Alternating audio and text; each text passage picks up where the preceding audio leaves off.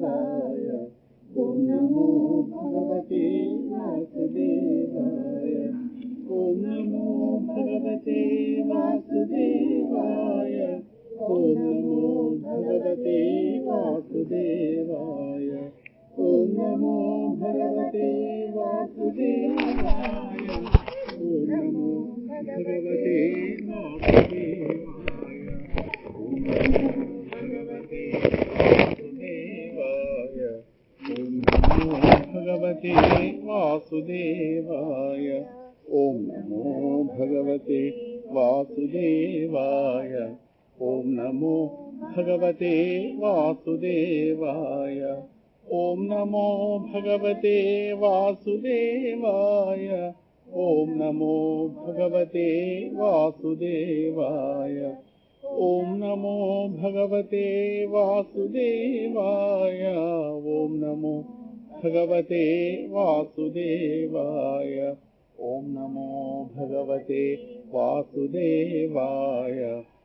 नमो भगवते वासुदेवाय। ॐ नमो भगवते वासुदेवाय। ॐ नमो भगवते वासुदेवाय।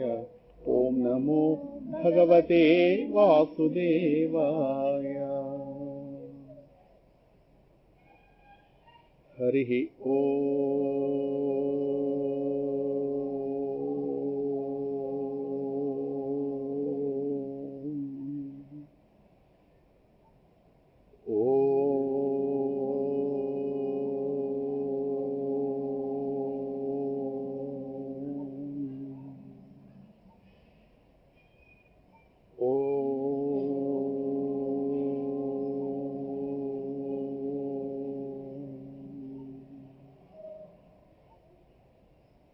सत्यं विधातुं निजभृत्यभाषितं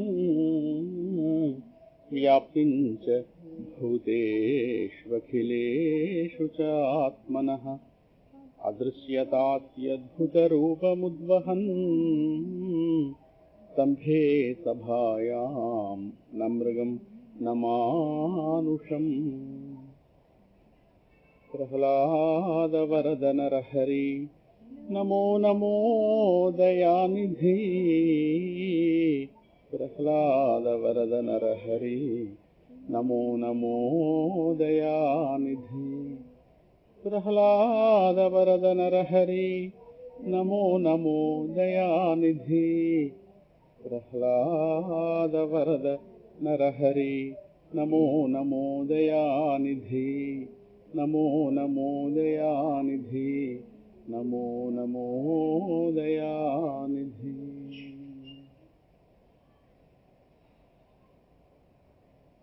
वन्दे श्रीरमणं पवित्रहृदयं षड्वर्गविध्वंसिनं वेद्यं योगविशारदैः प्रतिदिनं वन्द्यं सदा मानवैः तुर्यातीतपदास्थितं सकरुणं दीप्ताग्निशैलस्थितं मज्जन्मान्तर पुण्यपाकवशतः प्राप्तं प्रभुं सद्गुरुं हृदयकुहरमध्ये केवलं ब्रह्ममात्रं ह्यहमहमिति साक्षात् आत्मरूपेण भाति। हृदि विषमनसा त्वं चिन्वता मज्जता वा पवनचलनरोधात् आत्मनिष्ठो भवत्वं करुणापूर्णसुधाब्धे कबलितघनविश्वरूपकिरणावल्या अरुणाचलपरमात्मन् अरुणो भवचित्तकञ्जसुविकासाय त्वयि अरुणाचल सर्वं भूत्वा स्थित्वा प्रलीनमेतच्चित्रं हृद्यहमिति आत्मतया नृत्यसि भोस्ते वदन्ति हृदयन्नाम अहमिति उत आयातीति अन्विष्यान्तः प्रविष्टयात्यमलधिया अवगम्य त्वं रूपं श्याम्यत्यरुणाचलत्वयि नदीवाब्धौ त्यक्त्वा विषयं बाह्यं रुद्धप्राणेन रुद्धमनसान्तस्त्वां धियायन् पश्यति योगी दीदिधिमरुणाचलत्वयि महीयन्ते। त्वय्यर्पितमनसा त्वां पश्यन् सर्वं तवाकृतिदया सततं भजते अनन्यप्रीत्या सजयत्यरुणाचलत्वयि सुखे मग्नः श्रीमद्रमणमहर्षेः दर्शनमरुणाचलस्य देवगिरा पञ्चकमार्यागीतौ रत्नं तु इदम् औपनिषदं हि। ॐ अरुणाचलेश्वराय नमः। ॐ श्री अरुणाचलरमणाय नमः। सभाय नमः।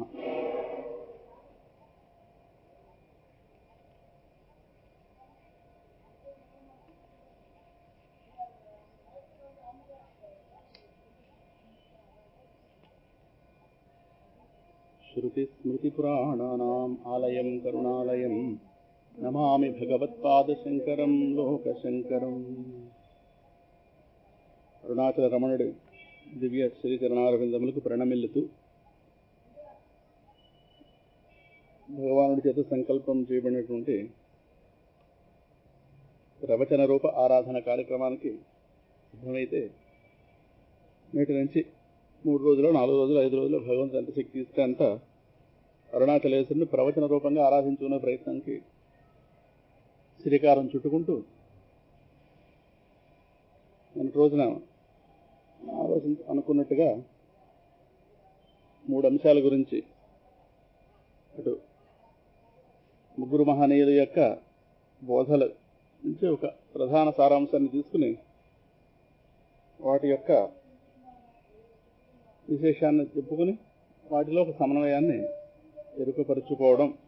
ఒకటి ప్రహ్లాదుడి మాట వాతావరణం అనుకూలం అవుతుంది కొద్దిసేపట్లో, కొద్దిపాటు అయితే అనుకూలమైంది. ఇప్పుడు ప్రహ్లాదుడి మాట, ఆదిశంకరుల మాట, రమణుల మాట 3 కూడా జాగ్రత్తగా తెలుసుకునే ప్రయత్నం చేద్దాం. ఇక్కడ ప్రవచనాన్ని ముచ్చటపడుతున్నారు కనుక చెప్పాలనైతే లేదు, కానీ చూద్దాం స్వామి ఏం చెప్పిస్తారు. బాలగారు కోపంగా చూస్తున్నారు, చూద్దాం. జరుగుతుంది వాసుదేవుడి అనుగ్రహం వల్ల నిన్నటి రోజున కొన్ని విశేషాలు ప్రతిపాదించుకుని 2 మాటల గురించి చెప్పుకున్న వాటితో ప్రారంభిద్దాం. వ్యావహారికం, ఆధ్యాత్మికం 2 పదాలు వింటుంటాం. వ్యావహారిక జీవితం, ఆధ్యాత్మిక జీవితం. కేవలం దేహం వరకే మన ఆలోచన పరిమితం అయితే దాన్ని వ్యావహారిక జీవితం అంటారు. ఇక దేహం మొదలు నుంచి దేహం చివరి దాకా అంతే. ఈ దేహం మొదలు నుంచి, దేహం పుట్టుక దగ్గర నుంచి దేహం పడిపోయేంత వరకు మన ఆలోచన పరిమితం అయితే దాన్ని వ్యావహారిక జీవితం అంటారు. ఇది ఎలా తినడం, తాగడం, దీన్ని సుఖపెట్టుకోవడానికి ఏమి చేయాలి, దీని సంరక్షణ కోసం, దీని ఆరోగ్యం, దీని అనారోగ్యం, దీని బస, దీని తిండి, దీనికి సంబంధించిన యోగక్షేమాలు చూసుకోవడానికి అవసరమైనటువంటి ఒక వాతావరణాన్ని తయారు చేసుకోవడం దేహపరంగా అంతవరకే మన ఆలోచన పరిమితం అయితే దాన్ని వ్యావహారికం అంటాం. ఆధ్యాత్మం ఎక్కడ ప్రారంభమవుతుంది అన్నప్పుడు ఆ చివర ఈ చివర దాటి గనక మన ఆలోచన దాటితే, అటు దేహం మొదలని కావచ్చు, ఇటు దేహం చివర కావచ్చు, ఈ రెండింటి గురించి, అంటే ఈ దేహం ఇంకా రాని స్థితి లేదు, దేహం పడిపోయిన తర్వాత. ఎందుకంటే దేహానికి మొదలు ఎలా ఉందో దేహానికి తుది కూడా ఉంటుంది. ఈ విషయంలో ఎవరికి ఏ సందేహం లేదు. అంటే వాళ్ళకి లేదు కదా అంటే అది వచ్చే సమయం చుట్టూ ఉన్న వాళ్ళని చూసి లోకంలో నేర్చుకుంటాం కనుక లోకంలో పుట్టిన దేహం మరణించక తప్పదని ఒక నియమం ఉంది కాబట్టి ఆ ప్రకారం మనం ప్రిపేర్ అయిపోయాం. ఆ విషయంలో సందేహం ఏం లేదు. మనమే ఈ దేహంతో ఎలా ఉండిపోతుందని మన ఆశ లేదు, అలాంటి ఆశ కూడా ఏం పెట్టుకోకలేదు. మనమేం ప్రత్యేకమేం కాదు ఈ ప్రపంచాన్ని, అది కూడా అర్థమైతే సరిపోతుంది. అందువల్ల ఈ దేహం వెళ్ళిపోతుంది. జాతస్య ధ్రువో మృత్యు చూస్తున్నాం చాలా. అందువల్ల దేహం వరకు మన ఆలోచన పరిమితి, దాని వ్యావహారికం. కానీ ఈ దేహం పడిపోయిన తర్వాత పరిస్థితి ఏంటి, దేహం రాకముందు పరిస్థితి ఏంటి అన్నటువంటి ఆ విషయంలో కనుక మన ఆలోచనని తీసుకెళ్ళగలిగితే, అటువే మనం ఆలోచించగలిగితే దాన్ని ఆధ్యాత్మికం అంటారు. అధ్యాత్మిక సంబంధించింది ఆధ్యాత్మికం. ఇక్కడే కేవలం దేహానికి పరిమితం అయితే వాళ్ళు మనుష్యుడు అనక్కర్లేదు. ఎందుకంటే కేవలం దేహం వరకే ఆలోచన పరిమితమైన వాటిని 4 పాదాలతో తెలుస్తున్నాయి కదా లోకంలో, చతుష్పాదాలతో పశుపక్ష్యాదులు అంటారు వాటిని. అంటే అక్కడతో ఆలోచించారు. అంటే వాళ్ళ దృష్టిలో ఒక నిర్ణయం ఉంటుంది. ఈ దేహం ఎలా వచ్చిందో మాకు అనవసరం, వచ్చింది. ఇది పోయిన తర్వాత ఏమవుతుందో మాకు అనవసరం, పోతుంది. అక్కడతో సరే వాళ్ళ ఆలోచన. అందుకని వాళ్ళకి ఆలోచించరు. వాళ్ళని ఎవరైనా ఆలోచింపజేసే ప్రయత్నం చేసినా చేయనివ్వరు కూడా. వాళ్ళ ఆలోచన అక్కడితో పరిమితం అయిపోతుంది. అంటే వాళ్ళ దృష్టిలో దేహం తర్వాత ఏమీ లేదు, దేహం రాకముందు ఏమీ లేదు. దేహం ఎలా వచ్చింది ఏమో అనవసరం, వచ్చింది అంతే. దీన్ని ఎలా సుఖపెట్టుకోవాలి అంతే.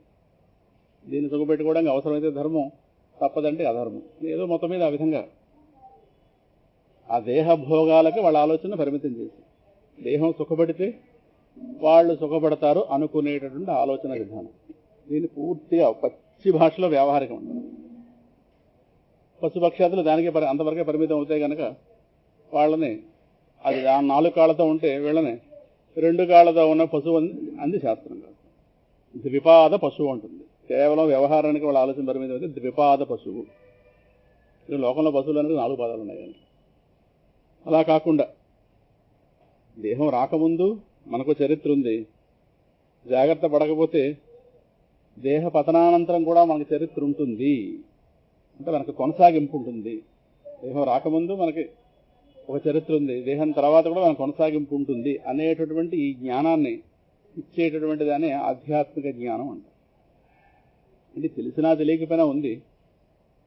తెలుసుకునేటటువంటి ప్రయత్నంలోకి వెళ్ళిన వాళ్ళు ధన్యులు, అదృష్టం ఉంటుంది. ఏదో ఒక పుణ్యబలం వల్ల వాళ్ళకి కాస్త ప్రవేశిస్తుంది ఆలోచన అటువైపు. దేహం పడిపోవడం ఎలాగో ఖాయం కనుక, ఎలాగైతే ఇక్కడి నుంచి రమణాశ్రమం నుంచి మనం వెళ్ళిపోవడం ఖాయం, నిర్ణయం అయింది కనుక వెళ్ళిన తర్వాత విశాఖపట్నంలో ఏంటేంటి చేయాలన్నది అలాగే ప్రణాళిక వేసుకుంటున్నాం. కార్యక్రమాలు ఉంటాయి కదా, మే నెలలో చేయవలసిన, జూన్ నెలలో చేయవలసిన, రెడీగా ఉన్న పెళ్లి కార్డులు, వెళ్ళొద్దా, పెళ్లిళ్ళకి వెళ్ళొద్దా, అవన్నీ సిద్ధంగా ఉన్నాయి కదా. ఇవన్నీ ఒక ప్రణాళిక పెట్టుకునే వచ్చాం అక్కడి నుంచి. దానికి ఆ చీరలు అలా సర్దీసి వచ్చాం మొత్తం మీద. వెళ్ళగానే వాడికి ఏదో పని చెప్పడమే, ఏవో ఉంటాయి, ఏమీ లేపుతలే. అంటే ఇక్కడి నుంచి వెళ్ళిన తర్వాత ఏంటన్నది మనం స్పష్టంగా తెలుస్తుంది. మరి దేహం పడిపోయిన తర్వాత ఏంటి? దేహం పడిపోవడం ఖాయం. దేహం పడిపోవడంతో నా పని అయిపోయినట్టేనా? అంటే దేహం రాకముందు నేను లేనా? దేహం పడిపోయిన తర్వాత నా పరిస్థితి ఏంటి అనేటువంటి ఈ ఆలోచన. అంటే కొంతమంది అనొచ్చు మనకి ఈ ఆలోచన తట్టదు కదా అని. మనకి తట్టకపోవచ్చు, కానీ ఈ ఆలోచన చేసి ఉంచిన వాళ్ళు ఆల్రెడీ మహాత్ముల లోకంలో ఉన్నారు. అంటే ఇది సూక్ష్మమైన విషయం. స్థూలమైన విషయం అయితే ఇప్పుడు అక్కడ పర్వతం ఉంది, ఎవరు చెప్పక్కర్లేదు, నాకు కంటికి అందుతుంది. ఇది చెట్టు, ఎవరు చెప్పక్కర్లేదు. మనకి అనుభవంలో ఉన్న వాటిని చెప్పవలసిన ఎవరు పని లేదు. మనం చెప్పినా సరే మనం వినం కూడా. ఇప్పుడు దీన్ని పుట్ట అంటే మనం వినం, చెట్టు ఇది, మనకి జ్ఞానం ఉంది. వాళ్ళు అక్కడ పర్వతం స్పష్టంగా తెలుస్తుంది. అంటే మన బుద్ధి పరిధిలో ఉన్నటువంటి విషయాలు ఏవైతే ఉన్నాయో వాటిని తెలుసుకోవడానికి మనకి ఇతరుల యొక్క సహాయ సహకారాలు అవసరం లేదు. ఇవన్నీ సామాన్య జ్ఞానాలు ఇవన్నీ. కానీ ఇంతవరకు మనం ప్రస్తావించుకున్నది ఏదో ఇది విశేష జ్ఞానం అంటారు. అంటే ఇది సూక్ష్మమైనది. సూక్ష్మం అంటే మన బుద్ధి దానంతరం తెలుసుకునే అవకాశం లేదు. కానీ ఈ జ్ఞానం లోకంలో ప్రవర్తిస్తూనే ఉంది. అటువంటిప్పుడు ఈ జ్ఞానాన్ని మనకు కలిగించడం కోసమే పెద్దల యొక్క సహాయం అవసరం. దాన్ని మనకు అందించేటటువంటి శాస్త్రం యొక్క సహాయం కూడా మనకు అవసరం. ఇటువంటి ఆధ్యాత్మిక జ్ఞానాన్ని మనకు అందించే శాస్త్రాన్ని వేదాంత శాస్త్రము. ఎలాగైతే వ్యవహార జ్ఞానాలు అందించే శాస్త్రాలు, పొట్టపోషణ కోసం ఎలాగైతే రకరకాల చదువులు లోకంలో ఉన్నాయో, ఒక ఇంజనీరింగ్, ఒక మెడిసిన్, రకరకాల లోకంలో ఎన్నో ఉన్నాయి, ఎన్నెన్నో విద్యలు. భౌతికమైన విద్యలు, భౌతికమైన జ్ఞానాన్ని నేర్పేవి. అయితే మనకంటూ సమాజంలో మన దేహానికంటూ ఒక హోదా ఇస్తే, ఒక ఉద్యోగ రీత్యానో ఇంకో రీత్యానో మొత్తం మీద ఏదో ఆ జ్ఞానాలు కాస్త అక్కడితో పరిమితం కావచ్చు. కానీ ఇది వేదాంత జ్ఞానం. అంటే మనిషికి కేవలం భౌతిక జీవితం హాయిగా వెళ్ళినంత మాత్రంలో సరిపోదా? ఆధ్యాత్మిక జీవితం అవసరమా? ఆధ్యాత్మిక జ్ఞానం అవసరం. అది కూడా ఆధ్యాత్మిక జ్ఞానం ఉంటే ఉంది, తెలుసుకోవాల్సిన అవసరమే ఉంది. భౌతిక జ్ఞానం ఉంటే సరిపోతుంది. భౌతిక జీవిత పరంగా తాను అన్ని విధాలా కూడా దేహాన్ని 100% సుఖపెట్టుకునే పద్ధతిలో తన జీవితాన్ని డిజైన్ చేసుకుంటే సరిపోదా అన్నది పెద్ద ప్రశ్న. అంటే ఓకే, 100% ఆయన గారు 100% దేహాన్ని సుఖపెట్టుకునే రీతిగా తన జీవితాన్ని చక్కగా ఆయన డిజైన్ చేసుకున్నా చాలదని చెప్పాల్సి ఉంటుంది. కారణం అది వాడు పైకి అయితే వాడే తృప్తిగా ఉన్నట్టు లోకానికి కనిపిస్తాడేమో, కానీ వాడు ఆంతర్యాన్ని లోపల ఒక వెలితి తినేస్తుంటుంది లోపల. అది మనకు కనిపించకపోవచ్చు, వాడి హావభావాల్లో కనిపిస్తుంది. వాడి హృదయాన్ని వాడు మోసం చేసుకోలేడు కదా. ఏ వ్యక్తి వాడి హృదయాన్ని వాడు మోసం చేయలేడు. లోపల ఏదో ఒక తెలియని ఒక భయం, ఆందోళన, ఏదో ఒక అసంతృప్తి, ఏదో కావాలని ఒక ఆంక్ష, ఏదో మొత్తం మీద ఏదో సంథింగ్ అలాగేదో అలాగ పట్టుకు వేలాడుతున్నట్టు హృదయాన్ని ఏదో ఒక భారం మాత్రం తినేస్తుంది. కారణం ఒకటి కారణం. ఇప్పుడు ఎంత కాదనుకున్నా వాడి దేహాన్ని చివరి దాకా హాయిగా ఉండే విధంగా ఏర్పాట్లు చేసాం. కానీ దేహాన్ని వాడు ఇంకో మాట అంటాడు, అంటే ఇలా ఉంటూ ఉంటే ఈ దేహం ఇలా ఉండిపోతే బాగుండదా, దేహం పోకుండా ఉండగా ఏర్పాట్లు లేవా అంటే, ఏమో ఎక్కడి దాకా అడిగావు కదా, మళ్ళీ ఇప్పటికి వచ్చి ఇలా అడుగుతున్నారు. అలా కాదండి, వాడి కోరి కొంచెం ముందుకు వెళుతుంది. ఇందాక ఏమన్నాడు అంటే పడిపోయేదాకా బాగుంటే సరిపోతుందండి, పడిపోయిన కొంచెం ఆ గోల అవసరం లేదండి. ఇప్పుడు పడిపోకుండా ఏర్పాట్లు ఏమి లేవంటాడు. అంటే చిట్టా కాదు, దేహం పడిపోకుండా ఏర్పాట్లు లేవని అంటే అక్కడ ఆశ మళ్ళీపోయింది. అంటే వాడికి అక్కడ ఏంటంటే కేవలం సుఖంగా ఉండడం ఒకటే కాదు, ఉండాలని కూడా ఉంది. ఇంకా ఇక్కడ మన దగ్గర రెండు బయలుదేరాయి. ముందేమంటే సుఖం అంటాం, అందుకే సుఖంగా ఉండాలి అని. సుఖంగా ఉండాలి అంటే ఎక్కడో అక్కడ ఉంటూ ఉంటూ ఉంటూ ఆ ఉండిపోవడం అనేది లేకుండా అయిపోతే ఒప్పుకుంటామా? కాదు. ఈ సుఖంగా ఉండడం ఎప్పటికీ ఇలాగే ఉండాలి. అప్పుడు ఎప్పటికీ అన్నమాట ముందుకు వచ్చింది. ఇంకొక 2 నిమిషాలు ఆలస్యం అయితే ఆ ఎప్పటికే ముందు ఇంకోటి వస్తుందేమో. అంటే మనలో ఉన్నది ఏంటంటే లోపల నుంచి దీన్ని హిడెన్ డిజైర్ అంటారు. అంటే లోపల దాగి ఉన్న కోరిక ఉన్నట్టుగా మనకే తెలియదు, ఆ సందర్భం వస్తే బయటకు వస్తుంది. ఎప్పటికీ సుఖంగా ఉండే రీతి ఏర్పాటు ఏమైనా లోకంలో ఉంది. ఇలాగే ఈ దేహంతో ఇలాగే ఉండిపోవాలి. ఎప్పుడు ఇలాగే ఉండిపోవాలంటే దేహానికి ఎప్పుడు ఇలాగ సుఖాలు వచ్చి మీద పడిపోతుండాలి, దుఃఖం తెలియకూడదు. ఇలాగ ఎప్పటికీ ఇలా ఉండాలి. దీనికి అవకాశం లేదండి. అవకాశం లేదండి అన్న కారణం మరి దేహం వచ్చింది కనుక అది వెళ్ళిపోక తప్పదు. భీష్ముడు అంతర వాడే ఎప్పుడంటే అప్పుడు స్వచ్ఛంద మరణ అవకాశం ఉన్నవాడు భీష్ముడు. కానీ ఆయన గారు ఆ దేహంతో ఎప్పుడంటే అప్పుడు మరణించచ్చేమో కానీ వృద్ధాప్యం ఆపుకునే అవకాశం భీష్ముడికి లేదు. వచ్చేసింది వృద్ధాప్యం. అంటే ఆయన వృద్ధాప్యం విసిగెత్తిపోయాడని దాని అర్థం కాదు, చెప్పొచ్చేది. ఆయనగా ఏర్పాటు ఉన్నప్పటికీ కూడా దేహంతో విసిగెత్తిపోయాడు. విసిగెత్తిపోయి హాయిగా దేహాన్ని త్యాగం చేసి వెళ్ళిపోయాడు. ఆ విషయం పక్కన పెడదాం. కాబట్టి మన దగ్గర ఉన్న కోరిక ఎప్పుడూ సుఖంగా ఉండాలి. ఆ ఎప్పుడూ సుఖంగా ఉండాలనేటటువంటిది దేహానికి పరిమితం చేసి, ఈ దేహం ఎప్పుడు దీనికి ఏ దుఃఖం లేకుండా, జీరో దుఃఖం, అలాగే ఇది ఎప్పుడు ఉంటూ ఉంటుంది. అది కావాలి. అంటే లోపల సుఖంగా ఉన్నంత మాత్రంలో సరిపోదు, ఈ సుఖం లేకుండా పోతుందేమని బెంగ లోపల. అందుకే సుఖంగా ఉన్న వాళ్ళందరూ సుఖపడుతున్న వాళ్ళు కాదు ఈ ప్రపంచంలో. లోపల భయం ఉంటుంది మనిషికి. తెలిసినా ఈ సుఖం ఎప్పుడు దూరం అయిపోతుందో. కాలం గతంలో చాలా సుఖాలు దూరం చేసుకునే చరిత్ర మనకు ఉందిగా. అందువల్ల ఈ సుఖం ఎప్పుడు దూరం అయిపోతుందో ఏమో. ఈ సుఖం అనుభవించడాన్ని ఎవరు భరించలేకపోతున్నారో లోకం, ఏమో ఎవరు అసూయపడుతున్నారో ఏమో, ఈ రకాల భయాలు ఉంటాయి. అందువల్ల మనిషి యొక్క కోరిక ఇక్కడ దాకా బయలుదేరింది. అంటే ఆ దేహాన్ని ఎప్పటికీ నిలబెట్టే అవకాశం లేదా అంటే కుదిరే అవకాశం లేదు. ఒకవేళ దేహం అలా కుదురుగా ఉన్నా, నిజంగా దేహం ఎప్పుడు సుఖాల మధ్యలో ఉన్నా సరే, దేహాన్ని ఎప్పుడు నిలబెట్టి ఒకవేళ అనుకుందాం, దేహాన్ని అలాగే నిరంతరం సుఖాల్లో ఉంచి ఏర్పాటు చేసినా కొంత ముందుకెళ్తే యోగులు ఉంటున్నారు 500 ఏళ్ళు 600 ఏళ్ళు దేహాన్ని నిలబెట్టుకుంటున్నారు. తీసుకొచ్చి వాళ్ళ దేహం సుఖపడే దేహంగా ఉండడం మన స్వరూపం కాదు. ఎందుకంటే సుఖాల మధ్యలో ఉంటామేమో కానీ పరిమితులు ఉంటాయి. మళ్ళీ అక్కడ ఏం చూసినా మనకంటే బాగా సుఖపడేవాడిని చూస్తే మళ్ళీ అమ్మ వీడు బాగున్నాడండి. ఇప్పుడు మనం సుఖపడాలంటాం కానీ ప్రపంచంలో ఎవరు సుఖపడకూడదు అంటాం లేదు కదా. మరి మనకంటే ఇంకోటి అటువంటి శక్తి సంపాదిస్తే అమ్మ వీడు నాకంటే బాగానే ఉన్నాడు అని కంపారిజన్ వస్తుంది అక్కడ. అంటే అక్కడ మళ్ళీ మనల్ని ఎత్తి చూపించేది పరిమితి. సరే మనల్ని ఎన్ని ప్రశ్నిస్తున్నాయో మనల్ని మనం ఒకసారి తట్టి చూసుకుంటే మనల్ని నుంచి ఇన్ని బయలుదేరుతున్నాయి. సుఖపడాలి, ఎప్పుడూ ఉండాలి, పరిమితులు లేకుండా ఉండాలి. పరిమితి ఉందా? నాకంటా బాగున్నవాడిని చూసి నేను భరించలేకపోవచ్చు, లేదా నాకంటా బాగున్నవాడిని చూసి నేను గొప్పనే మళ్ళీ వికారం వస్తుంది. లోపల వికారం వచ్చిందా మళ్ళీ తేడా వచ్చింది. అంటే ఇన్ని సమస్యలు ఈరోజు నేను ఆనుకుని ఉన్నప్పుడు ఏదో బాగున్నామని చెప్పి ఏదో అలాగా దమాయించి బతికేస్తున్నాం కానీ మొత్తం మీద మనమే బాగున్న వాళ్ళం ఏం కాదు. ఏమి ఏ రమణుడితో పోలిస్తే అవుతుంది. ఇందాక చెప్పినట్టుగా ఈ వ్యావహారిక జీవితాన్ని అదృష్టవశాత్తు మన అదృష్టం బాగుంటే మనల్ని ఆధ్యాత్మికం వైపు తిప్పేటటువంటిది శాస్త్రం. ఆ శాస్త్రాన్ని మనం బోధించే గురువు కాదు. అది అంటే మన ఆలోచనని దేహం అటువైపు కానీ ఇటువైపు కానీ దాటిస్తాడు ఆయన. దాటించి దేహాతీతంగా కావచ్చు, లేదు దేహం రాకముందు స్థితి ఎక్కడి నుంచైనా కావచ్చు. ఎందుకంటే దేహం రాకముందు కావచ్చు, దేహం పడిపోయిన తర్వాత కూడా మనం ఉన్నాము. మనం ఉండేవాళ్ళమే. కానీ ఏదైతే ఇందాకలు అంటున్నామో సుఖంగా ఉండాలి, ఎప్పుడు ఉండాలి, పరిమితులు లేకుండా ఉండాలి, ఏదైతే అంటున్నామో, ఏవైతే ఇది మనలోంచి ఏవైతే కోరికల రూపంలో వ్యక్తం అవుతున్నాయో వీటి వైపు ఆలోచింపజేస్తాడు శాస్త్ర సహాయంతో మహాత్ముడిగా. అర్థమవుతుందా? ఇక్కడి నుంచి వ్యవహార జీవితం కాస్త ఆధ్యాత్మిక వైపు నడుస్తుంది. ఇక్కడ బయలుదేరుతుంది ఆలోచన. కొంచెం ఎప్పుడైతే ఆ దేహాన్ని దాటించి మనల్ని తీసుకెళ్తాడో అక్కడే చాలా తెలియని ఆనందం ఉంది. అక్కడ మన ఆలోచన అక్కడ తీసుకెళ్తాడు. లేదు ఇటు కానీ ఈ చివరిగా నా చివరిగా ఈ మధ్యలో ఎక్కడ చూసినా దేహం దగా చేసేస్తుంది. దాన్ని మొదలైన పట్టుకోవాలి, లేదా దాని చివరి తదనంతరం పట్టుకోవాలి. కానీ ఈ మధ్యలో ఎక్కడ కూడా దేహం గ్యాప్ ఇవ్వదు, తినేస్తుంది పట్టుకుంది. అదవుతుంది. అందువల్ల మన ఆలోచన ఒక సక్రమం చేసి మనం దేహం ధరించిన వాళ్ళమే కానీ దేహం కాము అనేటువంటి ఒక జ్ఞానాన్ని కలిగించి మనల్ని మన వైపు నడిపించేటువంటి ఒక సహాయం కాస్త మహాత్మ దేవాలు జరుగుతుంది.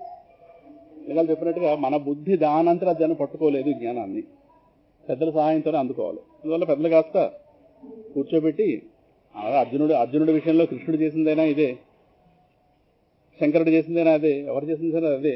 మన ఆలోచన దేహం అనేటటువంటి దాంట్లో ఇరుక్కుపోయింది. అక్కడి నుంచి పైకి లాగి కొంచెం ఎక్స్టెండ్ చేస్తే ఆ చివరికి ఈ చివరికి రబ్బర్ లాగినట్టుగా లాగితే కొంచెం దేహాతీతమైనటువంటి మన స్థితి ఏదైతే ఉందో దాన్ని కొద్దిగా మనకు స్ఫురణ ఏ కింద కలిగినా అప్పుడు కాస్త దేహం మీద మన దృష్టి మారుతూ. ఇది ఆధ్యాత్మిక జీవితం. ఈ ఆధ్యాత్మిక జీవితానికి సంబంధించిన ఒక పూర్ణత్వం ఏదైతే ఉందో అటువంటి పూర్ణత్వాన్ని వాళ్ళ జీవితంలో సిద్ధింపజేసుకున్న మహాత్ములు వాళ్ళ బోధల రూపంలో అనుగ్రహించింది ఏదైతే ఉందో దాన్ని మనం ప్రవచనాంశంగా తీసుకున్నాం. ఒకటి ప్రహ్లాదుని మోసుకొచ్చాం. మనం ఏంటంటే సింహాచలానికి అరుణాచలానికి వారధి వేసాం మనం ప్రస్తుతం మన యాత్రలో భాగంగా. అక్కడి నుంచి బ్రిడ్జ్ చేసుకుంటూ వచ్చాం. ఆ అర్చామూర్తిని ఇక్కడికి, ఈ అర్చామూర్తిని అక్కడికి కాస్త మోసుకెళ్తున్నాం. మన ప్రతినిధులం రెండు క్షేత్రాలకి. అర్థమవుతుంది. అందువల్ల ఆ పిల్లవాడిది ఒక వాక్యం పట్టుకొచ్చాం. రైలు ఎక్కేంత వరకు ఆయన గారి దగ్గర ఉండే వచ్చాం. అక్కడి నుంచి మళ్ళీ చెప్పి మరీ పంపించాడు, ఎక్కువ ఉండిపోక మళ్ళీ వెంటనే వచ్చాను. ఎందుకంటే మేము అక్కడికే అండి మరి ఇక్కడ ఉంటే కుదరదు. చూసి వచ్చి తెప్పించి చుట్టంలో వెళ్ళి కానీ సెటిల్ అయిపోక అక్కడ. అలాగేనైనా అర్థమవుతుంది.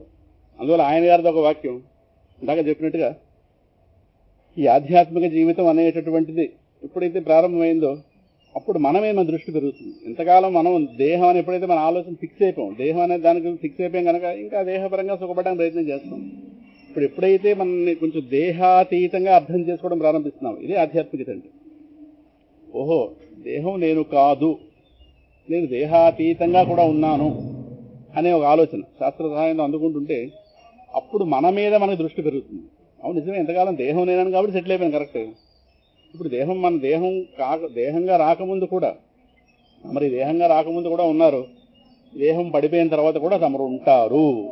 ఆ ఉండే తమరెవరని ఆ తమర మీద దృష్టి పంపిస్తే అప్పుడు డెఫినెట్గా మనకు క్యూరియాసిటీ బయలుదేరాలి. ఇప్పుడు ఎలాగైతే ఎక్కడైతే కూతురు సంబంధం ఉందన్న కానీ పెళ్ళికొడుకు ఎలా ఉంటాడో క్యూరియాసిటీ ఎలా ఉంటుందో, ఎలా ఉంటాడు.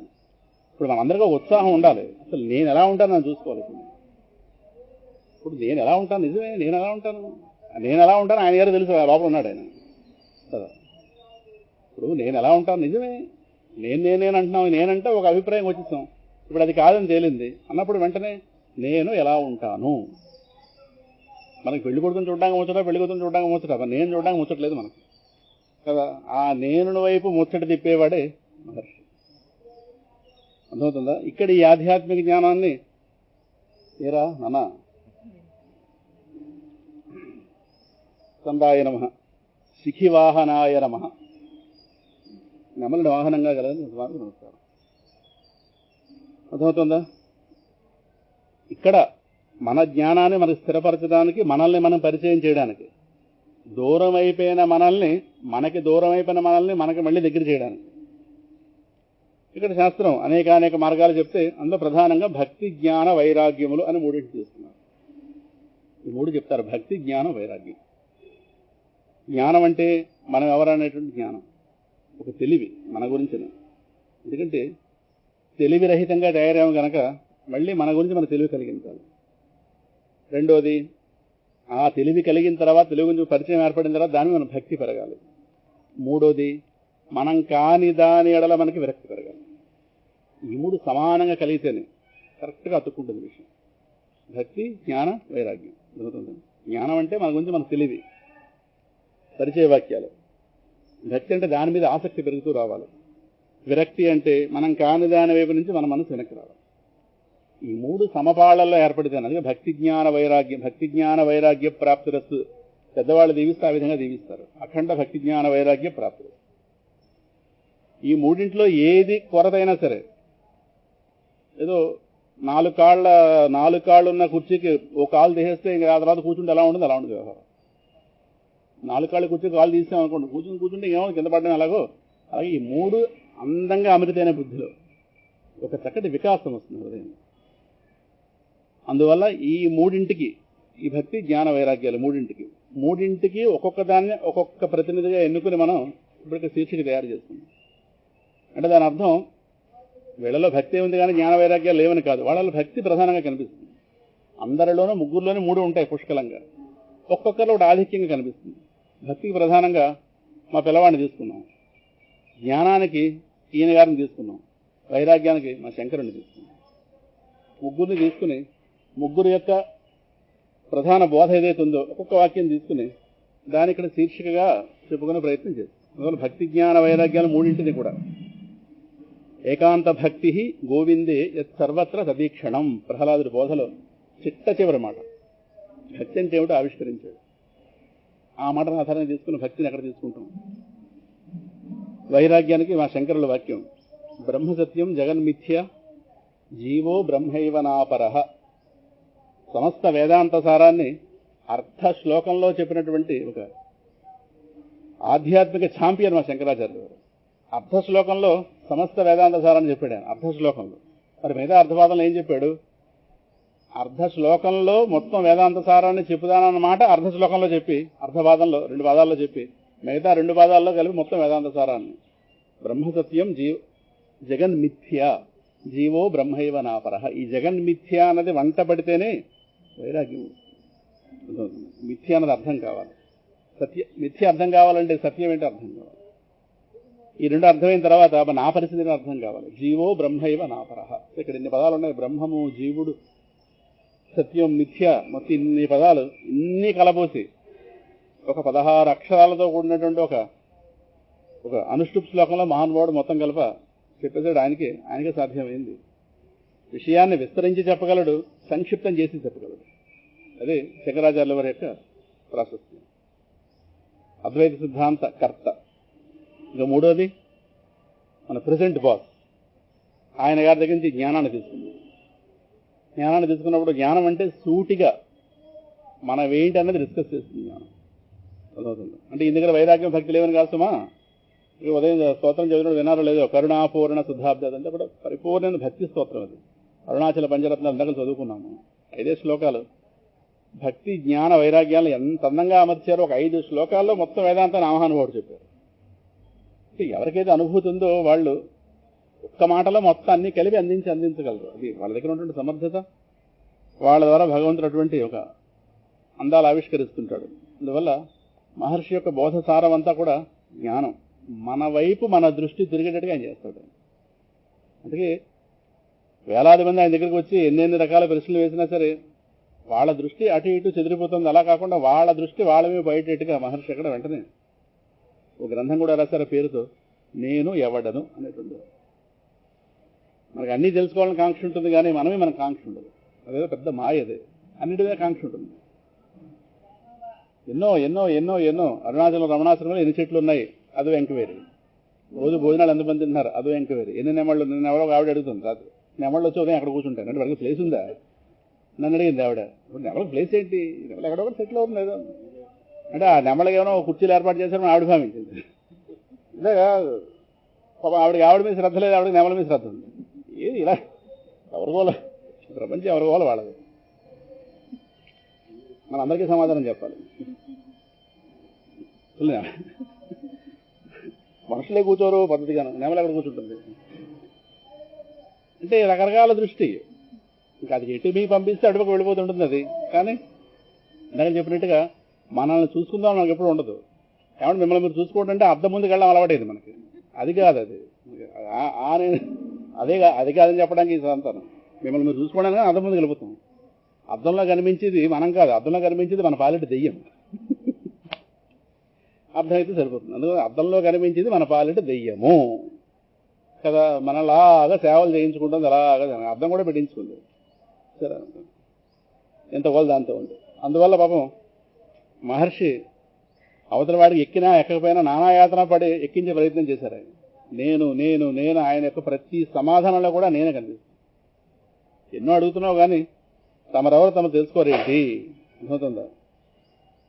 ఆ నేను వచ్చాక నీకు అన్ని గోళ్ళు వస్తున్నాయి. ఎత్రోదితే సర్వముదేతి తస్య ధియాహమః శోధయ జన్మదేశం. ఉన్నది 40 గ్రంథంలో వస్తుంది మాట. ఎత్రోదితే సర్వముదేతి, ఏది మనలో పుట్టిన తర్వాత మొత్తం సమస్త గోళలు వస్తున్నాయో సర్వం ఉదేతి. జయగారు అదే అన్వయించారు. ఏది పుట్టిన తర్వాత సమస్తము వస్తుందో అంటే నానా రకాల గోళ్ళు మనకు వస్తున్నాయి. ఎత్రోదితే సర్వముదేతి సస్య ధియాహమః శోధయ జన్మదేశం. దాని యొక్క పుట్టుక స్థానాన్ని సూక్ష్మమైన బుద్ధితో వెతకడమే మహర్షి యొక్క ఉపదేశసారం. కాకపోతే అదేదో కాదు,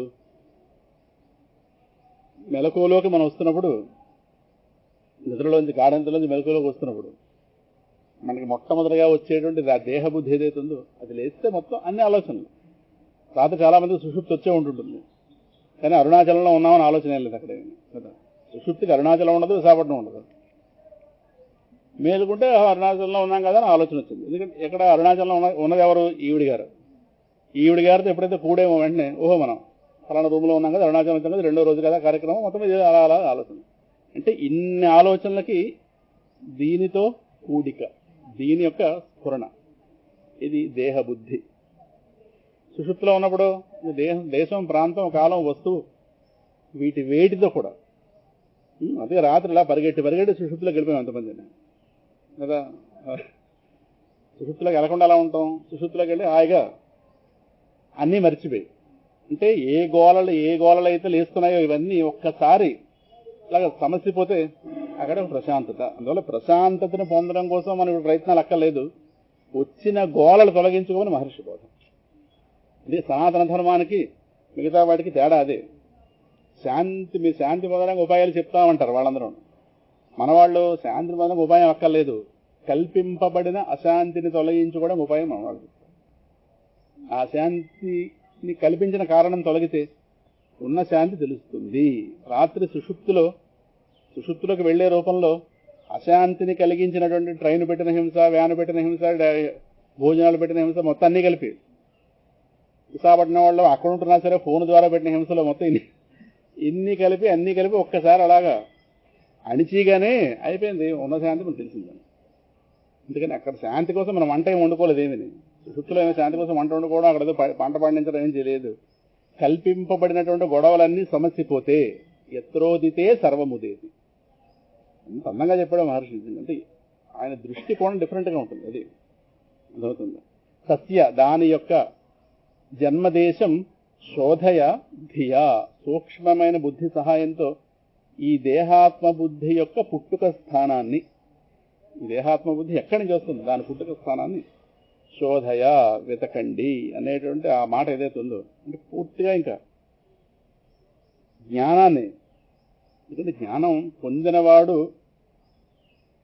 ఉన్న క్షేత్రంలోకి వచ్చాం కనుక ఇంక జ్ఞానం పొందడం విషయంలో మాత్రం ఏ ఒకంత కూడా మరి అలసత్వం కావచ్చు, ఇంకోటి కావచ్చు, ఇక్కడి నుంచి మళ్ళీ రమణాశ్రమంలోకి వచ్చిన తర్వాత కూడా ఇంకా జ్ఞానం పొందకుండా ఈ దేహంతో మిగిలిపోతే మరి అది మనల్ని మనం క్షమించుకోకూడదు ప్రస్తుతం. అర్థమవుతుంది.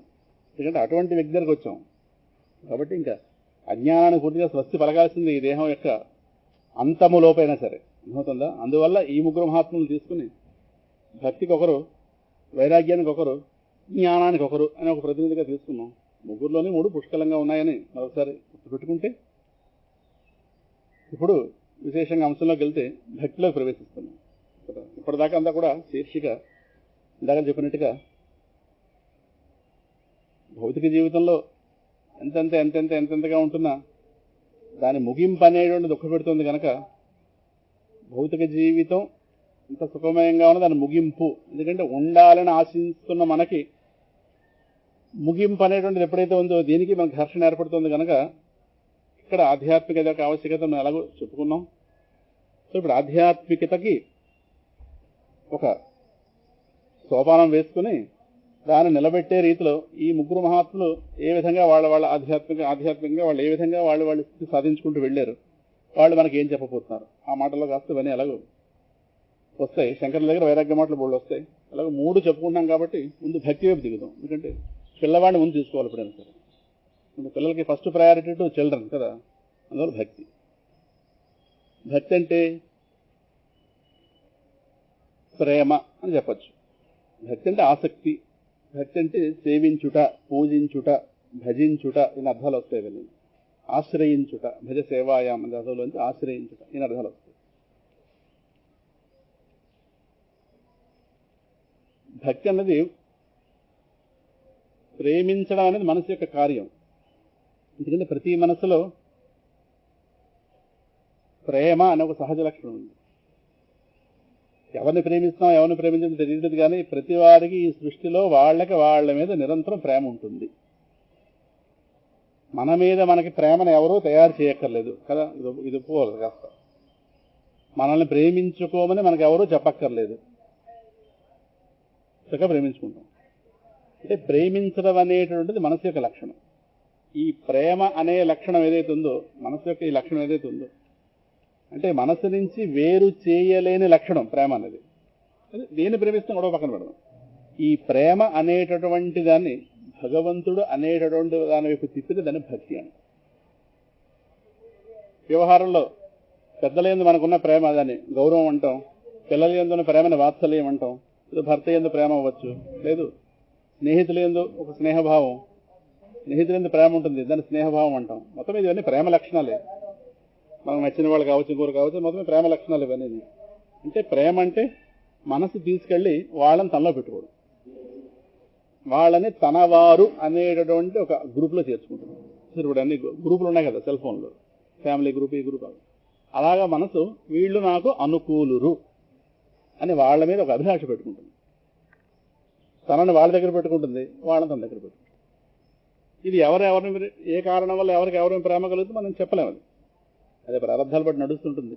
దాన్ని బట్టి ప్రతి వాళ్ళకి కూడా ఇష్టలు అయిష్టలు అన్నవాళ్ళు సుమారు ఒక 20-30 మంది ఉంటారు. ఇటు 20 అటు 20 మంది అందుతుంది. ప్రేమకు దూరంతో పని లేదు. లండన్లో ఉన్న ప్రేమించేస్తుంటాం ఫోన్ చేసి, పక్కింటి వాడి పక్క చూపు కూడా చూడం.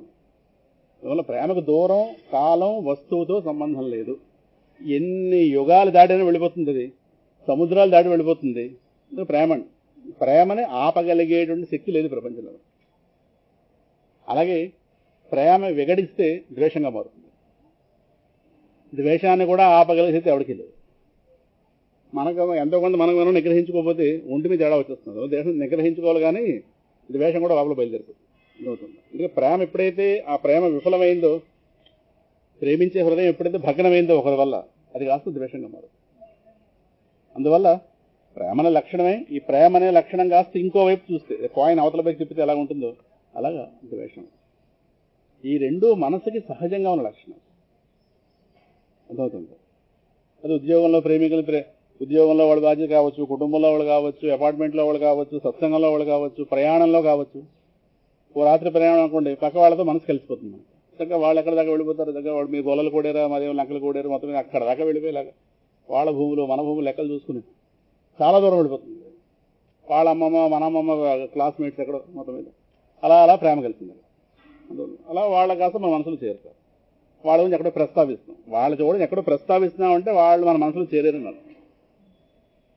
అంటే అది విస్తృతంగా ఎప్పుడు దేన్ని ప్రేమించడం అర్థం కాదు. ప్రేమించడం అనేది మనసు యొక్క సహజ లక్షణం. సరే, చాలా చోట్ల ఈ ప్రేమ వ్యర్థం అయిపోతుంది. ఎందుకంటే అవతల వాళ్ళు సుఖ పెడతారనే ప్రేమిస్తుంది పాపం. అది చాలా వాటిని వస్తువులను ప్రేమిస్తుంది, వ్యక్తులను ప్రేమిస్తుంది, ఎన్నో. ఆ ప్రేమ భగ్నమైనప్పుడు ఆత్రేయ గారి పాటలు పాడుకుంటుంది, మళ్ళీ వెళ్తుంది, మళ్ళీ సినిమా చూస్తుంది, మళ్ళీ చేస్తుంది, రకరకాలు చేస్తుంది, వెర్రెత్తిపోతుంది, వికారం ఎత్తిపోతుంది. ఇష్టాలు మార్చుకుంటుంది, అయిష్టాలు మార్చుకుంటుంది, ఇలాగా తెలియకుండా వయసు అలా వెళ్ళిపోతుంది. అర్థమవుతుంది. ఎందుకు ఇన్నింటిని ప్రేమిస్తుంది? దానికి ఒకటే అభిలాష. దాన్ని సుఖపెట్టే వస్తువు అంటే మనసుకు చాలా ఇష్టం. మనసుకు కావాల్సింది దాన్ని సుఖపెట్టే వస్తువు. అది వ్యక్తి అయినా వస్తువైనా ఏదైనా కావచ్చు, ఒక పరిస్థితి కావచ్చు. ఇప్పుడు ఇదే రమణాశ్రమం, నా మనసు బాగుంది అనుకోండి, చాలా హాయిగా ఉంటుంది. నా మనసు బాగుండకపోతే ఎందుకు వచ్చినా అనవసరం విశాఖపట్నం ఉంటుంది బాగుంది అంటే ఇప్పుడు ఏంటి బాగున్నది? రమణాశ్రమం కాదా? రమణాశ్రమం ఎలా ఉండాలి అలా ఉంటుంది. నా మనసు బాగుంటుంది ఒకలా ఉంటుంది, మనసు బాగుండకపోతే ఇంకోలా. మనసు బాగుందో విశాఖపట్నం వెళ్ళి ఇంకా వీధుల్లో వాయిం పోయి చెప్పేస్తాను, రమణాశ్రమం వెళ్ళిపోతాను. వాళ్ళందరూ వచ్చారు, వాళ్ళ మనసు బాగోలేదు అనుకుంటే అప్పుడు ఎందుకలా మనం వాళ్ళు అంటారు. అంటే వాళ్ళ మనసు బాగోలేని వాళ్ళు వచ్చారు కదా. ఇప్పుడు బాగుంది కాబట్టి ఎంతో కొంత ఎంజాయ్ చేయగలుగుతున్నాం. మనసే ప్రధానము, మనసు బాగుండడం అంతే. నిజంగా మనసు బాగోలేదు అనుకోండి, మహర్షి ఎదురకుండా కూర్చొని ఉండవా, నీకు ఏ పని లేదు, మేము ఆ పని చూసుకోవాలన్నాం. నీకు ఏ పని లేదు, అలా కూర్చున్నాం కదా. అందువల్ల మనసు చుట్టూ తిరుగుతోంది. కాబట్టి ఈ మనసు దేనిదో దానికి ఏదో కావాలి. అది ఏ కావాలో ఎక్స్ అలా పక్కన పెట్టండి. ఆ ఏది కావాలో స్పష్టత లేదు కనుక, చూసారా, ఆకలేస్తున్న ఆవు ఏ తినాలో స్పష్టత లేనప్పుడు కనిపించి ప్రజాన్ని తినేస్తుంది. ఆ తినేసే దాంట్లో కొన్ని జీర్ణం కాని పదార్థాలకు లోపలికి వెళ్ళిపోతాయి. అయితే ఆవుకు మాత్రమే శక్తి ఉంది, వెనక్కి తెచ్చుకునే శక్తి. జీర్ణం కాని వాటిని వెనక్కి తెచ్చుకునే దాన్ని రోమంథనం అంటారు. దాన్ని సంస్కృతంలో రోమంథన క్రియ అంటే వెనక్కి తెచ్చుకుని మళ్ళీ ఒక్క ఆవే కడుపులోకి వెళ్ళిన దాన్ని మళ్ళీ వెనక్కి తెచ్చుకుని మళ్ళీ నవలగలదు. మిగతా ఇంకో ప్రాణికి అవకాశం లేదు. రోమంథన క్రియ, దాన్ని మనం ఏదో అంటాం, నెమరు వేసుకోవడం ఏదో తెలుగు భాష. రోమంథన క్రియ. కానీ అది మళ్ళీ ఆహారాన్ని వెనక్కి తేవడానికి చాలా కష్టపడుతుంది. లోపల కష్టపడి కానీ తెచ్చుకుంటుంది. అందుకే ఆవు ఇప్పుడు అలా నవ్వులుతూనే ఉంటుంది. అది ఏవైతే జీర్ణం అవ్వకుండా మిగిలిపోయే వాడని అలా నవ్విలేని అతి కష్టం మీద కడుపులో పంపించుకుంటుంది. చెప్పొచ్చింది ఆ తినే కంగారులో రకరకాలు తినేస్తుంది. ప్లాస్టిక్ ముక్కలు ఇవన్నీ వెళ్ళిపోతే లోపలికి నానా యాతన పడుతుంది. అలాగే మనసుకి ఏం కావాలో స్పష్టత లేనప్పుడు ఏదో కావాలి కనుక, అలాగైతే పిల్లవాడు ఏవో నోట్లో పడించుకుంటాడో అలాగే మనసు కనిపించిన ప్రతిదాన్ని ప్రేమించడం జరుగుతుంది. కనిపించిన ప్రతి వాళ్ళని, కనిపించిన ప్రతిదాన్ని ఏదో ఒక కోణం నచ్చితే, వాళ్ళల్లో ఒక కోణం మనం నచ్చుతుంది. ఉన్న అన్ని కోణాలు నచ్చాలని ఏం లేదు, ఏదో కోణం నచ్చుతుంది. కానీ ఇది మొత్తం వెళ్ళి అక్కడ డిపాజిట్ అయిపోతుంది వాళ్ళు. ఇంకా వాళ్ళ జీవితంలో మొత్తం నాకు అనుకూలం అయిపోతారు అని ఒక రకమైన ఆలోచన పెట్టించుకుని వాళ్ళ రూపాన్ని, వాళ్ళ నామాన్ని, వాళ్ళకి సంబంధించిన కష్ట సుఖాలను కూడా మూడో వ్యక్తి కనిపించగానే వీళ్ళ గురించి వాళ్ళ కష్టాలు, వాళ్ళకి అలా అనవసరం కష్టాలు రాకూడదు, ఎందుకు వస్తున్నాయి వాళ్ళ కష్టాలు రాకూడదు చెప్పడానికి ఇదేవరు ఏమంటే ఇది నచ్చింది కాబట్టి. అంటే దీనికి నచ్చిన వాళ్ళు ఎవరికి కష్టాలు రాకూడదు ప్రపంచంలో. నచ్చిన వాళ్ళకి ఏమొచ్చిన పని. ఈ రకమైన పంచాయతీ పెడుతుంటే ఎక్కడ కనిపిస్తే అక్కడ ఇవే మాటలు ఎంతకన్నా ఇంకే ఉన్నాయి. అందుకని పెద్ద మహావాక్యాలు మాట్లాడుకుంటున్నారా, ఇవే మాట్లాడతారు. ఆవిడకి ఇలా రాకూడదండి, ఎందుకు వచ్చింది. అందరూ జగత్కర్తలే, అది గొప్పతనం. నలుగురు కర్తలు కూర్చొని ఏదో మాట్లాడుతున్నాం. అందరూ ప్రపంచంలో స్వతంత్రమే, అది గొప్పతనం. ఎవరు ఇది రాకూడదని ఏదో కాలక్షేపం అవుతుంది మొత్తం మీద. నోరు ఒకటి ఉంది కదా, నోరుంది, విచ్చలవిడిగా వెళ్ళడానికి అటు ఇటు మనసు ఉంది. నీరసం వచ్చేదాకా మాట్లాడడానికి నోరు ఉంది, సరిపడినంత తినడానికి కడుపు ఉంది. సరిపోయింది, ఏం కావాలి? మూడు దగ్గర పెట్టి పంపించాడు లోకంలో. సో ఇది తింటుంటే శక్తి వస్తుంది, అలాగే పైగా నోటి మాట వస్తుంటుంది. మనసు ఏమైంది ఆగిపోతుంది. దీన్ని పాస్పోర్ట్తో పని లేదు, దేశాలు కూడా వెళ్ళిపోతుంది. సో అందరినీ శ్రద్ధ ఇలా ముట్టుకుని వచ్చేస్తుంది అందరినీ. అర్థమవుతుందా? ఇలాగా కనిపించే ప్రతి దాని మీద తన ప్రేమని పెట్టేసి మనసు అక్కడ ప్రేమను వృధా చేసుకుంటుంది. మనసులో ఉన్నటువంటి ఈ ప్రేమించడం అనే శక్తి చాలా విలువైనది. అసలు ప్రపంచంలో కల్లా గొప్ప వస్తువు ఏంటంటే మనస్సు, దానికి ఉన్న శక్తి ప్రేమించడం. కానీ ఈ ప్రేమించడం అనేది చాలా వృధా అయిపోతుంది. అలా బంగారం నేల మీద ఒప్పుకుని వెళ్ళిపోతే లేదు వృధా అవుతుంది అంటాము, అలాగే వృధా అయిపోతుంది. కారణం తనకేం కావాలో స్పష్టత లేదు కనుక. ఇది ప్రధానం. తనకేం కావాలో స్పష్టత లేనప్పుడు తనకేదో ఒక అల్పమైన సుఖం, ఏదో వాళ్ళ వల్ల వీళ్ళ వల్ల రాగానే ఇంకా వీళ్ళ ద్వారా నాకు ఎప్పుడూ సుఖమే వస్తుందనేటువంటి ఒక భ్రమతో అక్కడ మనసు. కానీ వాళ్ళు అలాగేం చెప్పలేదు, మీకు ఎప్పుడు మేము సుఖమే ఇస్తామని. ఇది అభిప్రాయం తయారు చేస్తుంది. వాళ్ళు ఎప్పుడైతే దీని భావానికి విరుద్ధంగా ప్రవర్తించారో అక్కడ మళ్ళీ భాగమైపోతుంది. లేవడం పడ్డం. దీనికి అనుగుణంగా లోపల భాష తయారు చేసుకున్నాం, మాట్లాడు. ఇలా వృధా అవుతూ పోతుంది. భక్తి అంటే తనకేం కావాలో స్పష్టత కలిగి మనసుకి.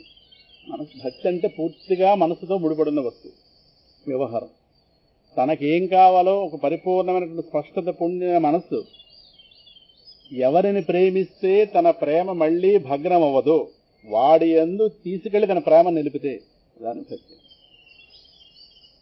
తనకేం కావాలో స్పష్టత కలిగి, తనకేం కావాలో స్పష్టత పొందిన మనస్సు కాస్త ఎవరిని ప్రేమిస్తే తన ప్రేమ మళ్ళీ భగ్నం అవ్వదో, తన ప్రేమ వృధా అవ్వదో, అర్థమవుతుందా, వాడి యందు తీసుకెళ్లి తన ప్రేమ మొత్తాన్ని పెట్టడాన్ని భక్తి అంటే. ఎవరిని ప్రేమించాలి ప్రపంచంలో చూద్దాం. ఎవరిని ప్రేమించినా భగ్నం అవ్వక తప్పదు. ప్రపంచంలో రెండే ఉంటాయి ఎవరికైనా, ఆనుకూల్యత, ప్రతికూలత. ప్రతికూలత ముందే ఉందనుకోండి, మనసు అలాగే వెనక్కి వచ్చేస్తుంది. పోనీ చివరిదాకా అనుకూలత ఉందనుకుందాం, ఒక వ్యక్తితో ఒక వ్యక్తికి. అనుకూలత ఉన్నా ఎక్కడో అక్కడ వియోగాలు తప్ప. అనుకూలంగా ఉన్నాం కదా అని చెప్పి, మన పక్క సీటు వాడు మనం నచ్చాడు కదా అని చెప్పి మనం దిగవలసిన స్టాప్ రాకుండా ఉండదు. భీమవరం వచ్చేస్తుంది. మన పక్కవాడు నచ్చినా భీమవరం స్టాప్ వచ్చిందా, ట్రైన్ నడుస్తుంది, భీమవరం వచ్చింది దిగక తప్పదు అక్కడ. అర్థమవుతుంది. నాకు నచ్చిన వాడు పక్క సీట్లో ఉన్నారు కాబట్టి భీమవరం ఆలస్యం అయితే బాగుండు, కుదరదు, వచ్చేస్తుంది కదా. రత్నాచలం కొంచెం లేటుగా దింపితే బాగుండు అనుకున్నాం, ఎక్కడ సామర్లకోట దింపాడు 20 నిమిషాలు కానీ రాజుగారు అన్నారు 5:30 దింపితే బాగుండని. ఏమి అక్కడ 5:30 దింపితే బాగుండు కరెక్టే, కానీ మరి విజయవాడ దిగేవాడు ఏమంటాడు? అలా అయితే సపోజ్ మనం విజయవాడ దిగాలనుకోండి, అసలు ఆగడానికి వీల్లేదు రైలు, అక్కడ కరెక్ట్ టైం దింపేయాలి కదా.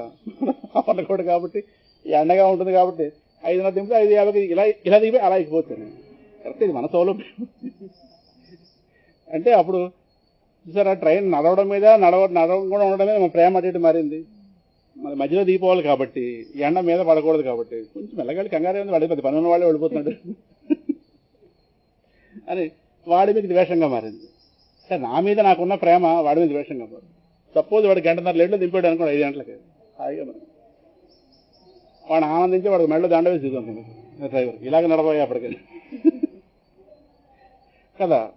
అందువల్ల దేన్ని ప్రేమించినా ఈ ప్రపంచంలో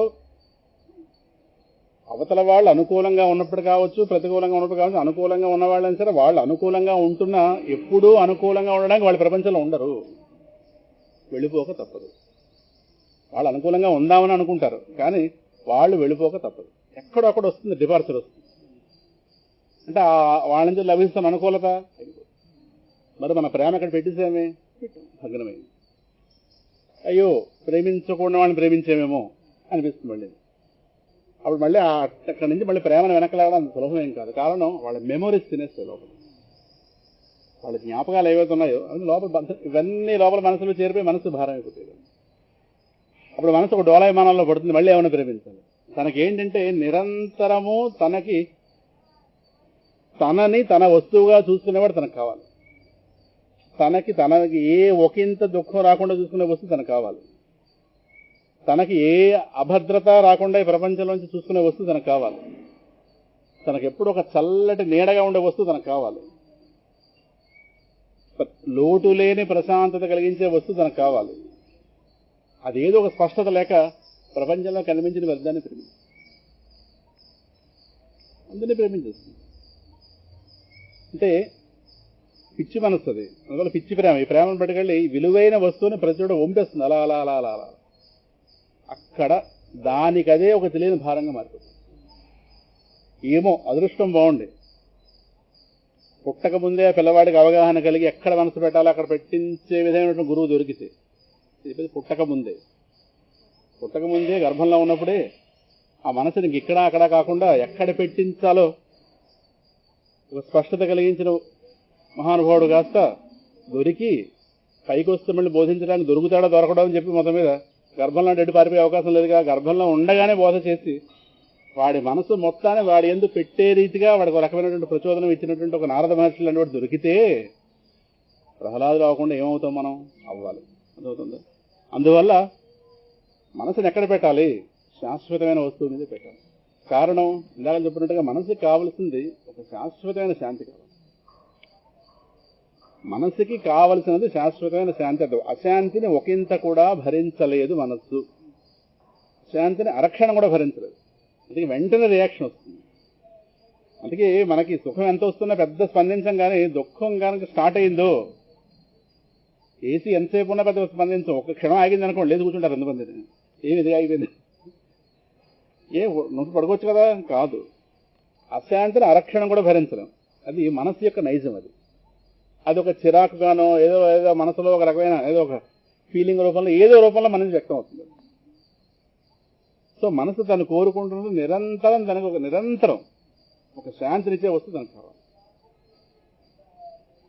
స్నేహితులు, బంధువులు, వీళ్ళు వాళ్ళు అందరిలోనే వెతుకుతుంది, కుటుంబ సభ్యుల్లో వెతుకుతుంది, రక్త సంబంధాల్లో వెతుకుతుంది, అన్నింటిలోనే వెతుకుతుంది, వస్తుజాలంలో వెతుకుతుంది, కర్మల్లో వెతుకుతుంది, పర్యటనలో వెతుకుతుంది, తినడాల్లో వెతుకుతూ ఉంటుంది, వస్తువుల్లో వస్త్రాల్లో వెతుక్కుంటుంది. ఎన్నింటిలో దానికి తెలిసిన సమస్త వస్తుజాల్లో మాట్లాడడంలో, మాట్లాడకపోవడంలో, కూర్చోవడంలో, నిలబడడంలో, వాకింగ్ చేయడంలో, ఏమి చేయకుండా కూర్చోవడంలో, మొత్తం ఇన్నింటిలో వెతుక్కుంటుంది. ఒక మనిషి కర్మ చేస్తున్నాడు అంటే ఇదే మాట. కర్మ చేస్తున్నాడు అంటే వెనకాల అన్వేషణ ఉంది అన్నారు. అన్వేషణ బుద్ధి లేని మనసుకి కర్మతో పని లేదు. కర్మ అంటే కదలిక. అది ఏ రకమైన కదలికని కావచ్చు. కదలిక ఉంది అంటే లోపల అన్వేషణ ఉంది. అన్వేషణ లేని వాళ్ళ కదలికలు చాలా అందంగా ఉంటాయి, వేరే రమణ మహర్షి గారి కదలికల్లో. కానీ అన్వేషణ లోపల ఉన్నప్పుడు, అన్వేషణ అంటే ఏదో కావాలని ఒక ఆసక్తి, ఏదో ఒక వెలితి లోపల ఉంది, అది ఉన్నప్పుడు పైకి వచ్చే కదలికలు అవి ఎలా ఉన్నా అలా తెలుస్తుంది. అర్థమవుతుందా? అందువల్ల కర్మలన్నీ అన్వేషణలే. కాబట్టి కర్మలన్నీ అన్వేషణలు అంటే మనసు యొక్క అన్వేషణలు. మనసు వెతుక్కుంటుంది, మనసు తను కోరుకుంటున్న శాంతి యొక్క అన్వేషణలు. లభించినట్టు లభించగా ఎండమావుల్లో నీళ్ళలాగా, ఎండమావుల్లో నీళ్ళైతే ఊరిస్తుంటాయి, ఊరిస్తాయేమో కానీ దగ్గరికి వెళ్తూ ఉండవు. అలాగే మనసుని పాపం ఈ ప్రపంచంలాగా ఎండమావులో ఊరిస్తుంటుంది. అలాగే ఇది అందరి మనసు భాగవతం, ఇది అందరి భాగవతం, ఏ నా ఒక భాగవతం కాదు, అందరి భాగవతం. అందరూ పడి ఇక్కడ దాకా వచ్చాం. అందువల్ల ఈ పరిచయ వాక్యాలే ఇవి.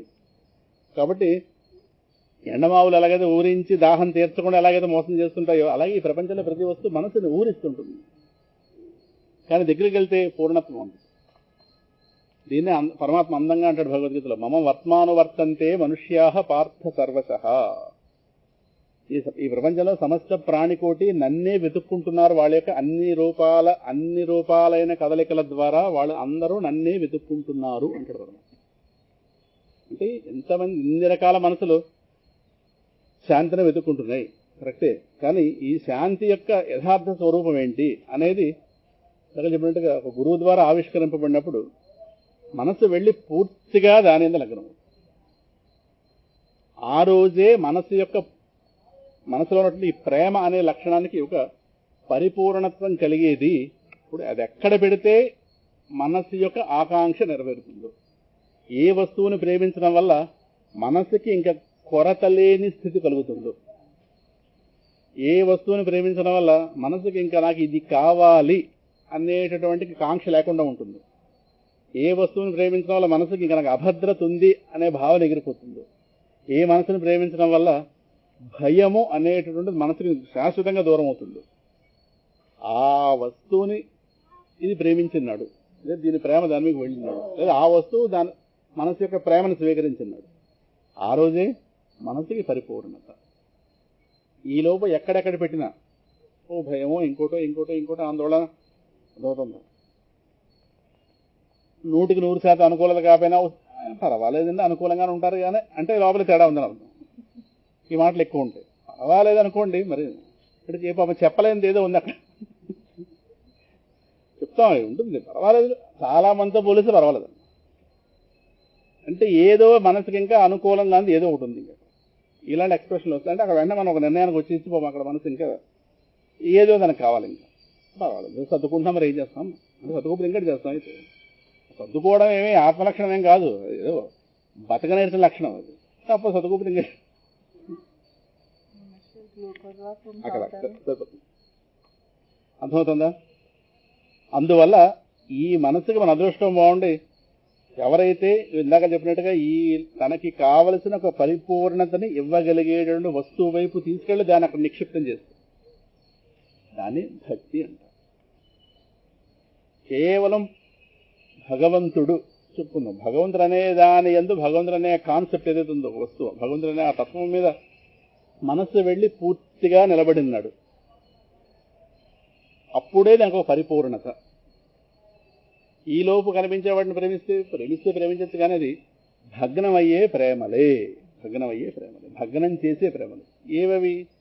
ముల్లోకాలలో ఉన్న ఏ వస్తువైనా, ముల్లోకాలలో ఉన్న ఏ రకమైన ఏ తరహా సంబంధమైన ఏదైనా ముల్లోకాలు కేవలం ఒక లోకమైన సుమా, ఎక్కడైనా సరే ఎంత విలువైన వస్తువైనా కావచ్చు లోకానికి సంబంధించి, తీసుకెళ్లి మనసు దాని మీద పెడితే పెట్టినంతసేపు ఏదో ఉన్నట్టు అనిపిస్తుందేమో కానీ తర్వాత మనసు కొద్దిగా రుచి చూసిన తర్వాత తనకి నిండుతనం రాదు.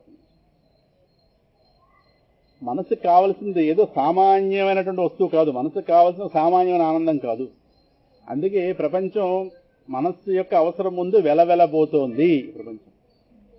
ప్రపంచం చాలా అందంగా కనిపించచ్చేమో కానీ ఇంత మనసు వెళ్ళి దాన్ని అనుభవించినాడు, వెలవెలబోతోంది. కారణం ఈ ప్రపంచం ఇవ్వలేని వస్తువేదో అది మనసుకు కావాలి. సరిగా చెప్పినప్పుడు ప్రపంచమంతా కలిసి ఒక దగ్గర చేరిన చాలా విలువైన మాట ఇది. ఇదే భక్తికి మూలం. వైరాగ్యానికి కూడా ఇదే మూలం. భక్తి వైరాగ్య జ్ఞానాలను వేరు చేయలేము. నూనె జిడ్డు ఎలాగైతే వేరు చేయలేమో భక్తి జ్ఞాన వైరాగ్యాలను వేరు చేయలేము. ఒక వస్తువు యొక్క 3 స్వరూపాలు అవి. అయితే మనం చూసే కోణం బట్టి ఒక దాని గురించి ఎక్కువ మాట్లాడుకుంటాం. దాని అంతా మిగతా 2 లేవని కాదు, మిగతా 2 కూడా అందులో ఉంటాయి. ఇప్పుడు చెప్పిన మాట, మనస్సుకు ఏదైతే ప్రపంచం ఇవ్వలేదో అది మనసుకు కావాలి. మనసుకు కావాల్సింది ప్రపంచం ఇవ్వలేదు, ఇటు నుంచి అడి చెప్పాం కాదు. ప్రపంచం మొత్తం కలిపి ఒక దగ్గర చేరినా, ప్రపంచం మొత్తం ఒక దగ్గర చేరినా అది ఇవ్వలేని వస్తువు ఏదో మనసుకు కావాలి. ఇక్కడే ప్రపంచం అనేదాన్ని పక్కన పెట్టి భగవంతుడు అనేవాడిని తేవలసి వస్తుంది. మనం మనసుకు నచ్చిన వరుడు నిజమైన వరుడు ఎవడని, సామాన్యమైన వరుడు కాదు వాడు, అర్థమవుతుంది. కానీ ఈలోపు మనసు ఏంటంటే తనకు కావాల్సిన స్పష్టత లేనప్పుడు కనిపించగానే ఆ వస్తువే అంటుంది. ఇక్కడే మోసపోతున్నాం. ఏ వస్తువు కనిపిస్తే ఈ వస్తువు చాలు నాకు అంటుంది. నాకు ఇది ఇంకోటి అడగను కదా, ఇది ఇస్తున్నా చాలు, ఇంకోటి అడగను కదా అంటుంది. ఇంకోటి అడగను కదా అన్న మాట ఎప్పటికీ 1,000,000 మార్లు అంది. అది ఇప్పటి నుంచి చిన్నప్పుడు పలగపల దగ్గర నుంచి నిన్న మనం కొనుక్కునే హోండా యాక్టివా దాకా ఇంకోటి అడిగితేగా నిన్ను అంటుంది. ఇలాగ అడిగింది అని అడుగుతుంది, అలా అడుగుతుంది, మొత్తం ఎలా మారుస్తుంది.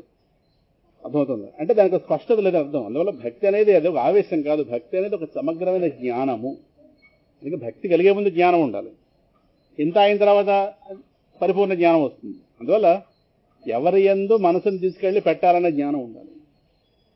మనసుని పెట్టడం తేలికే, వెనక్కి తెచ్చుకోవడం చాలా కష్టం. నీటిని ఎలాగైతే కింద నుంచి పైకి పంపించడం ఎలాగైతే కష్టమో, సహజంగా ఎలాగైతే చేయలేమో, అలాగే మనసు ఒక్కసారి ఇది ఆవేశంతో వెళ్ళి ఒక దానిని ఎప్పుడైతే నిక్షిప్తం అయిపోతుందేమో కరెక్టే. దానికి ఎప్పుడైతే మళ్ళీ మొహం ముత్తినప్పుడు మళ్ళీ వెనక్కి రావడానికి చాలా యాతన పడుతుంది. చాలా కారణం వాళ్ళ జ్ఞాపకాలు వేధించేస్తాయి. ప్రత్యక్షంగా వాళ్ళ దూరంగా వెళ్ళినామనో వాళ్ళ జ్ఞాపకాలు లేదా వాళ్ళతో మనకున్న అనుభవాలు ఇవన్నీ కలిపి తినేస్తాయి మనసు. ఇవే ఆలోచనలు. అంటే ఆలోచన రూపంలో వాళ్ళు మనం తినేస్తుంటారు. ఎదురుకుండా మీద పడి తినడం ఓ పద్ధతి, ఇది కొంత బెస్ట్. ఇది ఆలోచన రూపంలో తినేస్తుంటారే, ఇది పెద్ద సమస్య. అదవుతుంది. అందుకే ఈ ఆలోచనలు మనసుకి పెద్ద భారం అయిపోతాయి. అది ఆపుకోలేని రీతిలో తయారైపోతాయి. వాళ్ళు అనుకూలంగా లేరని కాదు అర్థం, ఉండవలసినంత అనుకూలంగా లేరండి అన్నమాట. మళ్ళీ ఇదో గోళం మళ్ళీ ఏదో రాలేదు ఇంకా వాళ్ళ దగ్గర నుంచి. అర్థమవుతుంది. ఏదో రాలేదు లేదండి. అప్పుడు అలాగే పూర్తి ప్రతికూలత మేము అనలేదు. చాలా బాగానే చాలా బాగున్నా అంటాం. మళ్ళీ అంత అయిన తర్వాత మళ్ళీ మనం కొరత ఉంది. చెప్పొచ్చేది మనసుకి సరిపడే వస్తువుని ఈ ప్రపంచం ఇవ్వలేదు అనేది కనుక అర్థమైతే ఈ మాట బుద్ధి అంత సులభంగా ఎక్కడం సాధ్యం కాదు. ఎన్ని చెప్పుకున్నా మనకి ప్రపంచం మీద భ్రమలు ఉంటాయి. ఏదో ఈ మూల కాబట్టి ఆ మూల కాబట్టి ఆ మూల ఏదో ఒక వస్తువు మీద మనసుకి అపేక్ష ఉంటుంది. ఈ వస్తువు వల్ల నా అవసరం తీరుతుంది అనే అపేక్ష ఉంటుంది. నిజంగా లేదనుకోండి మనం ప్రహ్లాదుడు ఇలా వచ్చి ఒకసారి ఇంద్రుడు ఎలా దగ్గరనే అమ్మాయి ఈయన బాగున్నాడు అంటాం. మనం ఆయన గారి వేషం అవన్నీ చూసి వ్యవహారం చూసి ఈయన కూడా మనం వెళ్ళిపోతే అది మనకి ఎక్కువ ఉండదు. కానీ ఆయన గారి హృదయంలో ఉన్న అశాంతి ముందు మన అశాంతి బెస్ట్ అన్నది. ఆయన భయం ఆయనకుంది, ఆయన స్థానంలో ఆయన భయం ఆయనకుంది. మనకు అలా కనిపించేయడమో కానీ ఆయన కూడా ఆయనకు ఉంది, అర్థమవుతుందా? అందువల్ల మనసుకి ఎప్పుడైతే ఈ స్పష్టత లేదు, దేనింటే దాన్ని ప్రేమించేస్తూ వచ్చిన. అందువల్ల ఈ స్పష్టత తెచ్చుకోవాల్సిన అవసరం ఉంది. ఈ స్పష్టత కనుక ఏర్పడింది, అప్పుడది ఎవరిని ప్రేమించాలో వాళ్ళని మాత్రం ప్రేమిస్తుంది, మిగతా వారి యందు తటస్థ భావంతో ఉంటుంది. ద్వేషభావంగా తటస్థభావం. మళ్ళీ ద్వేషభావం సమస్య, తటస్థభావం. ప్రపంచంలో ఉన్నవాడు మీరు ద్వేషించక్కర్లేదు, తటస్థంగా ఉంటే సరిపోతుంది. కానీ మనసుకు తటస్థంగా ఉండడం కష్టం. అయితే అటుపక్క వెళ్ళిపోతుంది, లేదా ఇటుపక్క వెళ్ళిపోతుంది. నీ ఎంత చూస్తానంటుంది, లేదా యువతలపక్క వెళ్ళిపోయి ఇంకా నువ్వు నేను ఒకటి అంటుంది. దానికి పాటలు పాడుకోవడం అలవాటు. దానికి పాటలు పాడుకోవడానికి అటైనా వెళ్ళాలి, ఇటైనా వెళ్ళాలి. ఇద్దరు కలిపి ఇంకా ఈ చివరికి కలిపి పాటలు పాడేసుకుంటారు. లేదా అటు చివరికి నేను చంపేస్తాను, పొడి చేస్తాను, అదో పాటలు ఉంది. ఈ మధ్యస్థంగా ఉండడం అలవాటు పోయింది మనం మొదలు నుంచి. అలా నేర్పలేదు మనకి. అయితే తవ్వు పెట్టమన్నారు, లేదా రాసు పూసి తిరగమన్నారు వాళ్ళకి.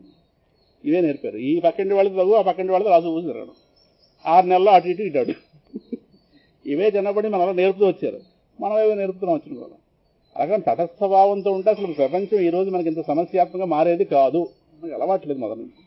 భక్తుల లక్షణాలు స్వామి చెప్తున్నప్పుడు కూడా అనపేక్ష అని తటస్థభావాన్ని చెప్పాడు. అనపేక్ష శుచి దక్ష ఉదాసీన గతవ్యత 12వ అధ్యాయంలో.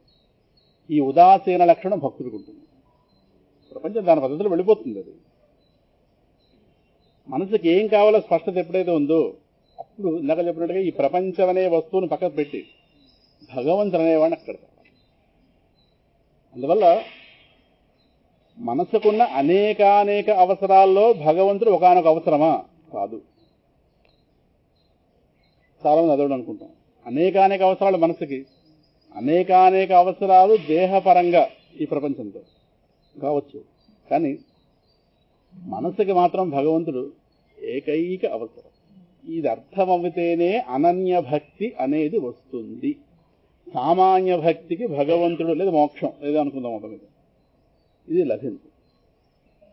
మొత్తం తనలో ఉన్న ప్రేమ మొత్తాన్ని పట్టుకెళ్ళి మనసుకు డిపాజిట్ చేయాలి. ఎక్కడెక్కడైతే పెట్టిందో, ఈ బ్యాంకులో కొంత, ఆ బ్యాంకులో కొంత, ఆ బ్యాంకులో కొంత పెట్టినట్టుగా రిటైర్ అయిన తర్వాత మనసు అలాగా డిపాజిట్ చేస్తుంది ప్రేమని. వీళ్ళ దగ్గర వాళ్ళ దగ్గర వాళ్ళ దగ్గర వాళ్ళ దగ్గర కాదు, వీళ్ళందరి మీద లాగాలి వెనక్కి. మొత్తం ప్రేమ అంతా ఒక ముద్ద చేయాలి. ఎలాగైతే లోకాలంతటా వ్యాపించిపోతున్న హాలాహాలాన్ని పరమశివుడు ఇలా ఊర్చి ఊర్చి ఊర్చి ఊర్చి జంబూ ఫలం అంతా చేసేట్టు ఆయన ఇలాగ అరచేతిలో పెడితే అప్పుడు మింగేశాడు. ఆ ఊర్చడం కష్టమైనది, వ్యాపించేసింది. అప్పటికి చెట్లు పశుపక్షాలు చచ్చిపోతున్నాయి హాలాహలానికి. వెనక లాగాడు మహానుభావుడు అరచేతితో లాగి మొత్తం అందరం కలిపి ఒకటి చేశాడు. అలాగే అన్ని వైపులా చెదిరిపోయిన తన ప్రేమను మనసు వెనక్కి లాక్కోవాలి. లాక్కుని పట్టుకెళ్ళి అక్కడ పెట్టాలి. అది అనుకున్నంత సులభం కాదు.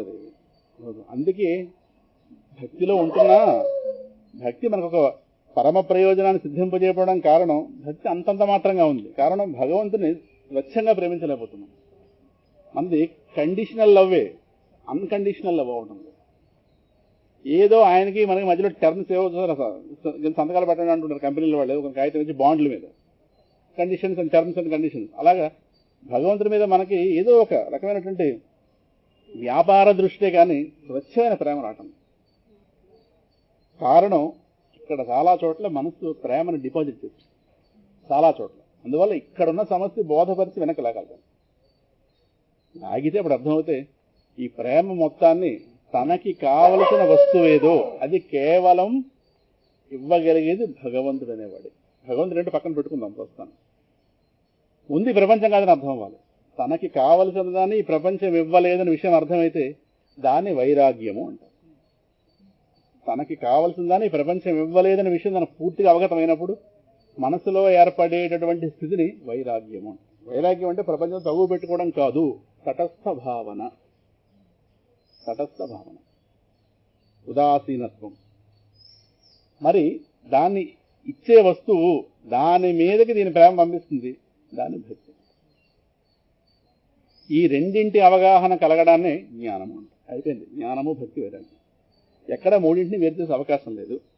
అర్థమవుతుందా? ఎవడో ఒక మహాత్ముడు మన దగ్గర కూర్చుని ఇలాగ వృధా చేసుకుంటున్న మన ప్రేమని, నీరు వృధా చేస్తే ఎలాగైతే కొళాయి కట్టంటారా అని పెద్దవాళ్ళు ఎలా తిడతారో అలా వృధా చేసుకుంటున్న ఈ మానసికమైన ప్రేమని దీన్ని ఎటు పంపిస్తే మనకు పూర్ణత్వం ఏర్పడుతుందో, ఎటు పంపించకపోతే మనకు రకమైన ప్రమాదం ఏర్పడుతుందో, ఏ విధమైన ఉపద్రవాలు ఏర్పడతాయో అసలు మనం ఉంటున్న వ్యవస్థ ఏంటో, అసలు మన ఈ దేహాలు ధరించడం ఏంటి, మన దేహాలు ధరిస్తున్న వాళ్ళమా, మనకి ఈ దేహానికి సంబంధం ఎంతవరకు, ఈ దేహాలు ధరిస్తూ ఎప్పటి నుంచి వస్తున్నాం, ఈ దేహాలు ధరించడం అనేది ఎప్పటిదాకా, అసలు ఏంటి వ్యవస్థ,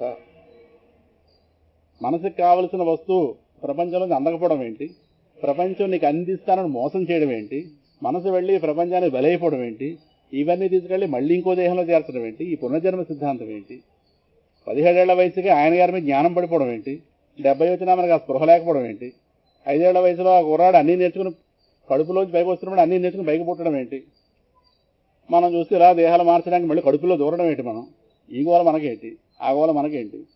32 ఏళ్ల వయసులో ప్రపంచం మొత్తానికి ఎనలేని ఆధ్యాత్మిక సేవ అందించిన వాడు శంకరుడు. ఆయన 32లోనే కాదు, జన్మతః 3 ఏళ్ల వయసులోనే వేదాంగాల్ని అక్కడ ఉన్నటువంటి గురువులతో పాటు వాళ్ళు చదువుతున్న వేదంలో తప్పుదిద్దేవాడు మహానుభావుడు 3 ఏళ్ల వయసులోనే. శంకర చరిత్ర చూస్తే కదా, 32 ఏళ్ల వయసులో ప్రపంచం మర్చిపోలేని ఆధ్యాత్మిక సేవ చేసి వెళ్ళాడు ఆయన. మనకు ఆ 32 దాటి వెళ్ళిపోయింది. ఇది ఏంటి అసలు వ్యవస్థ ఇది అనేది పరిశీలింపజేయడానికి ఇక్కడ శాస్త్రం, గురువు ప్రవేశిస్తే ఇదంతా కలబోస్తే ఆధ్యాత్మికత అప్పుడు ఇందాక చెప్పినట్టుగా భక్తి. మొత్తం మనసు తన యొక్క ప్రేమ మొత్తాన్ని ఒకే వస్తువు మీద పెట్టడాన్ని ఏకాంత భక్తి. భక్తి అంటే అప్పుడప్పుడు తీసుకెళ్లి మనసుని అక్కడక్కడ పెడితే, మనసు వెళ్ళి దేని యందు నిలబడితే, బాగా గుర్తుపెట్టుకుని ప్రపంచంలో ఎన్నుంటున్నా మనసు ఏది ఆలోచిస్తే అదే మనకి ఉన్నట్లు. మనసులో లేనిది మనకి లేనట్లే. ఇది అనుభవం. ఇది ఇప్పుడు నేను రమణాశ్రమంలో కూర్చున్నా నా మనసులో విశాఖపట్నం ఉందనుకోండి, నాకు రమణాశ్రమం లేనట్టు లెక్క. విశాఖపట్నంలో నేను ఏది ఆలోచిస్తున్నానో అది నేను అక్కడో అది నా దగ్గర ఉన్నట్టు లెక్క. మనసులో రమణాశ్రమం ఉంటేనే నాకు రమణాశ్రమం ఉన్నట్టు. సో ప్రపంచంలో ఉన్న వస్తువులనే మనకు ఉన్నట్లు కాదు, మన మనసులోకి వచ్చినవే మనవి, మన మనసుకి స్ఫురించినవే. సముద్రంలో ఎన్నో నీళ్లు ఉండొచ్చు, నా దోసిలికి వచ్చిన నీళ్లే నావి. ఇది ఒప్పుకుంటారా లేదా? నా మనసు ధ్యానించిన వస్తువే నాకున్నట్లు, నా మనసుకి అందని వస్తువు నాకు లేనట్లు, ఉన్నా సరే లేనట్టు. అందువల్ల స్వీట్లో కప్పులో ఎంత స్వీట్ ఉన్నా చెంచాకి ఎంత వస్తే ఎంత నోట్లోకి వెళ్తుంది.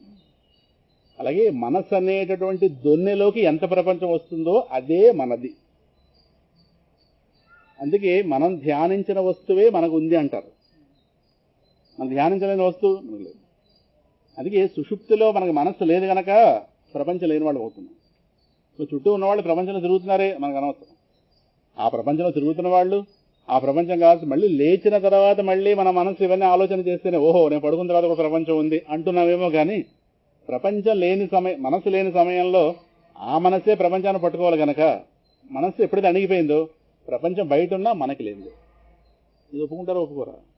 అంటే ప్రపంచాన్ని మనం ముట్టుకోవడానికి మనస్సు అనే దాని ద్వారానే ముట్టుకోవాలి, వేరే ఉపాయం కదా. మనసు లేకుండా ప్రపంచాన్ని ముట్టుకుంటారా? అవకాశం లేదు. మనసు లేకుండా ప్రపంచాన్ని ముట్టుకునే సమస్య లేదు. నేను ఒక వస్తువు మీద చెయ్యి పెట్టినా చెయ్యి దాని మీద ఉందన్న దానికి మనసు వెళ్ళాలి. నా మనసు ఇంకో దగ్గర ఉందనుకోండి, ఈ చేతి కింద బంగారం ఉన్నా ఇంకోటి ఉన్నా దాని మీద అధ్యాసం ఉండదు. అందుకే కదా మెడలో బ్యాగ్ ఉన్నా మన మనసు ఏదో ఊహిస్తుంటే వాడు బ్యాగ్లో ఉన్నది పడిపోతున్నాడు. దొంగ ఎలా పడిపోతున్నాడు? మన మనసు అక్కడ ఉంటే వాడు పట్టుకెళ్ళగలడా? కాదు, మన మనసు ఎక్కడ ఊరేగుతుంది. ఎక్కడో ఊరేగుతుంది కనుక వాడు హాయి పడిపోయాడు. మరి వస్తువు ఇక్కడే ఉంది, వస్తువు ఉండొచ్చు కానీ వస్తువు మీద మనసు లేదు. మనసు ఎక్కడుంటే అక్కడే మనం ఉన్నట్లు, దేహం ఉన్న చోట మనం ఉన్నట్లు కాదు, కుదరదు. అర్థమవుతుందా? ఇది ప్రధాన కీలకం. అందువల్ల ఈ మనసు చుట్టూ తిరుగుతోంది కనుక విషయం అంతా కూడా ఈ మనసులో ఉన్నటువంటి ఈ ప్రేమించే లక్షణం, మనస్సు ప్రేమించే లక్షణం రెండు కాదు గనక, ప్రేమ అనేది మనసు యొక్క సహజ లక్షణం గనక, మనసే మనం గనక ముందు అక్కడ రావాలి. ఆధ్యాత్మికం అంటే దేహం దగ్గర నుంచి మనసు దగ్గర లాగుతారు. దేహం దగ్గర ఆగిపోతే వ్యవహారికంగా చెప్పినట్టుగా మనస్సు దగ్గరకు లాగి, మనసు చుట్టూ, మనసు బాగుంటే మనం బాగుంటాం. దేహం బాగుండడం పెద్ద ప్రధానంగా. ఈ రెండింటిలో ఏది ప్రధానం అంటే మనస్సు. ఎందుకంటే దేహాలు ఎంత బాగున్నా మనసు బాగోలేకపోతే ఉసూరు మనం కూర్చుంటున్నారు ఇళ్లలో. దానికంటే మనసు బాగున్నవాడు, వాడు అనారోగ్యంతో ఉన్నా వాడు మనసు బాగుంది అనుకోండి, వాడి దగ్గరికి వెళ్తే వేదాంత వ్యాఖ్యలు మాట్లాడుతున్నాడు. అవి చూస్తున్నాం లోపల. హాస్పిటల్ పరామర్శకి వెళ్తాం మనం, వాడే డేలా పడుతున్నాడు. వాడు అక్కడ కూర్చొని మహావాక్యాలు చెప్తాడు అహం బ్రహ్మాస్మిని. మన బుద్ధి వస్తుంది అప్పుడు. మన ఇంట్లో అన్ని బాగుండి మన పుస్తకం తిరగయ్యాం. వాడు అక్కడికి వెళ్తే సుందరకాండ చెప్తాడు. అక్కడ ఏది ఆ బెడ్ మీద కూర్చొని ఆపరేషన్ చేయించుకున్నాడు. మరి అది కరెక్టే. కారణం వాళ్ళ మానసికంగా బాగున్నారు అక్కడ. వాళ్ళు మనస్సు బాగుంటేనే బాగున్నట్టు ఈ రెండింటిలో కూడా అవుతుందా. అందువల్ల జీవితం చివరికి వచ్చేసరికి దేహాలు బాగుంటున్నా మనసు బాగుండకపోతే అసంతృప్తితోనే దేహం ముగుస్తుంది. కారణం మనసు మనంగా. అందువల్ల దేహ అవసరాలు మనస్సు యొక్క అవసరం రెండు అవసరాలు.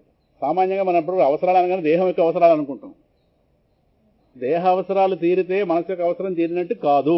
కాబట్టి దేహ అవసరాలు తీరడంలో పుష్కలంగా ఉన్నవాళ్ళు కూడా ఉసూరుమని కనిపిస్తున్నారు. కారణం ఏంటి? మనసు యొక్క అవసరం తీరు.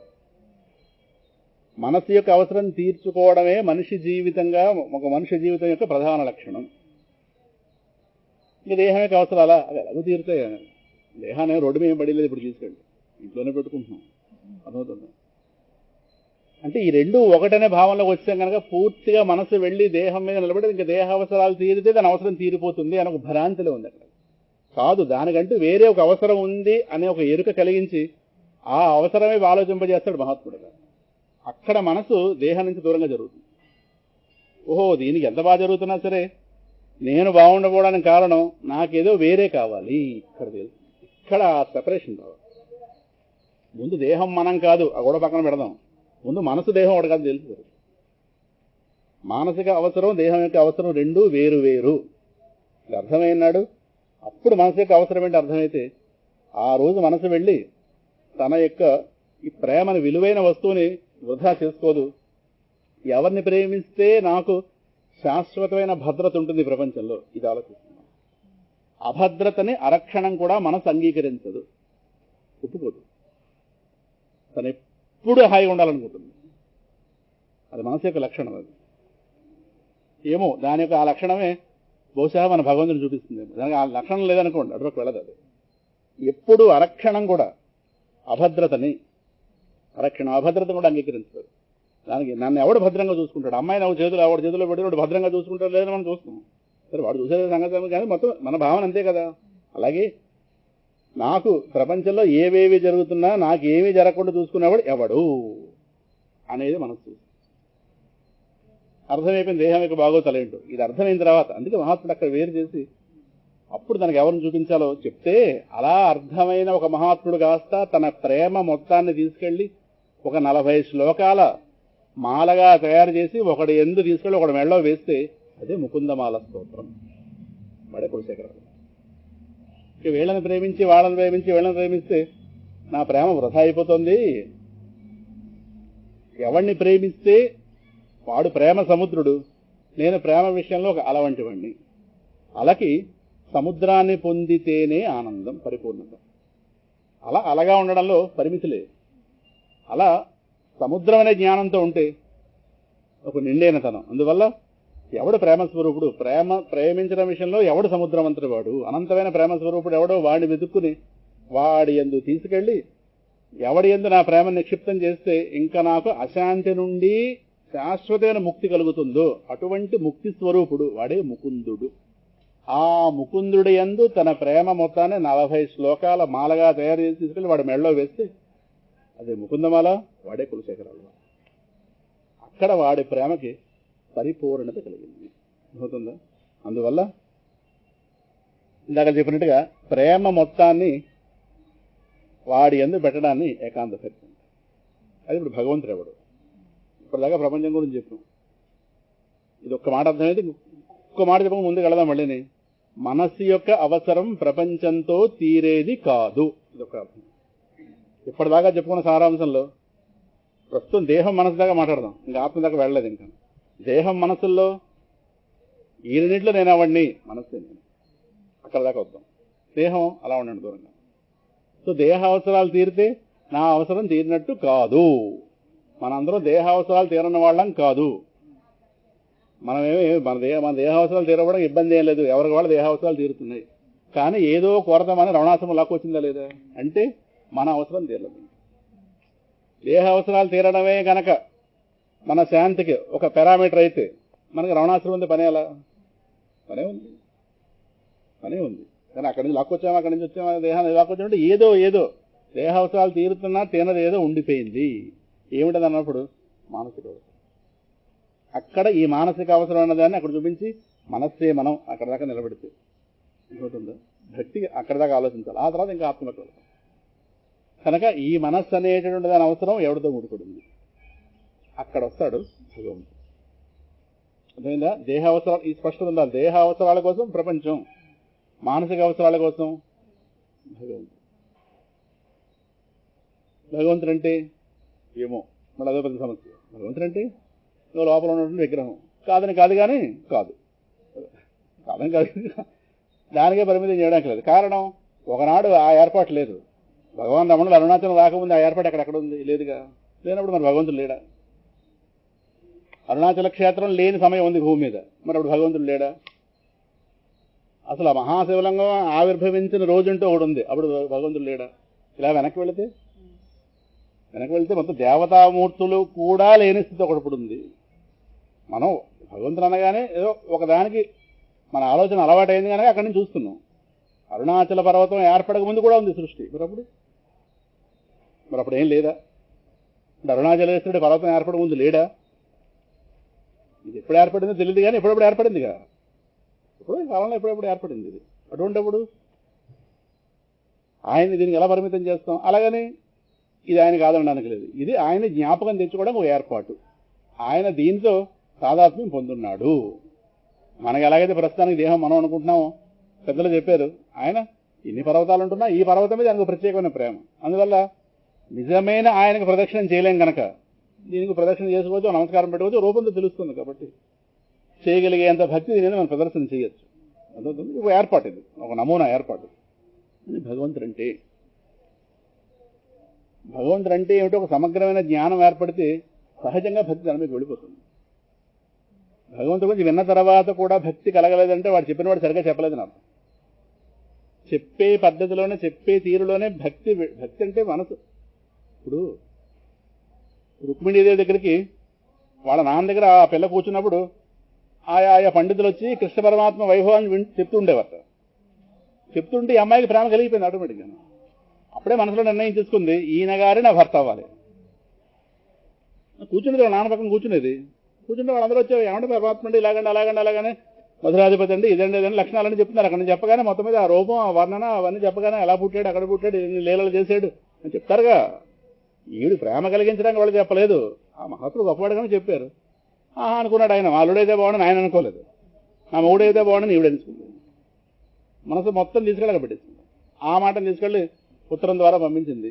నా మనసు నీ ఎందుకు తప్పించి మరొక నిలబడదు స్పష్టంగా చెప్పింది. అందుకే వచ్చాడు ఆ మహాత్ముడు. ఆ మాట ఆ ఉత్తరాన్ని ఆధారం చేస్తుంది. చెప్పొచ్చి ఇది భగవంతుడి గురించి సమగ్రంగా చెప్పడం అంటూ జరిగితే యువతల పక్క నుంచి వినడం సమగ్రంగా ఉంటే భక్తి అనేది సహజంగా ఏర్పడిపోతుంది. రుక్మిణికి ఎలాగైతే కృష్ణుడి మీద సహజంగా ప్రేమ ఏర్పడిపోయిందో ఆ చెప్పే విధానం బట్టి అవుతుంది. అలాగే ఏర్పడిపోయి కానీ తర్వాత భక్తి అనేది తర్వాత మళ్ళీ మనం కొత్తగా ప్రాక్టీస్ చేయడం కాదు, సహజంగా. ప్రహ్లాదుడికి ఎలాగైతే స్వామి గురించి, ఆ విష్ణుతత్వం గురించి అర్థమవుతుంటే సహజంగా ఆయన గారి మనస్సుని ఇంకొక వైపు నిలబెట్టలేని స్థితి కలిగింది ప్రహ్లాదుడు. కారణం చెప్పినవాడు సమర్థుడుగా, చెప్పినవాడు చెప్పబడినది రెండు చాలా కూలంకషమైన విషయాలు వేదాంతంలో. వినేవాడు వాడు అదృష్టమే ఆధారపడి ఉంటుంది. చెప్పేవాడు మాత్రం ఒళ్ళు దగ్గర పెట్టి చెప్పాలి వేదాంతం. అర్థమవుతుందా? అందువల్ల ఏమో ఇక్కడ ఈ సమయంతో నాకేం తెలియట్లేదు. ఏమీ రాజుగారు టైం పెడతారు మళ్ళీ. ఎంత 10:35 నాకు. ఓకే, ఎంత 11:30 నాది? అదేలేండి, నాది లేదా ఏదో టైం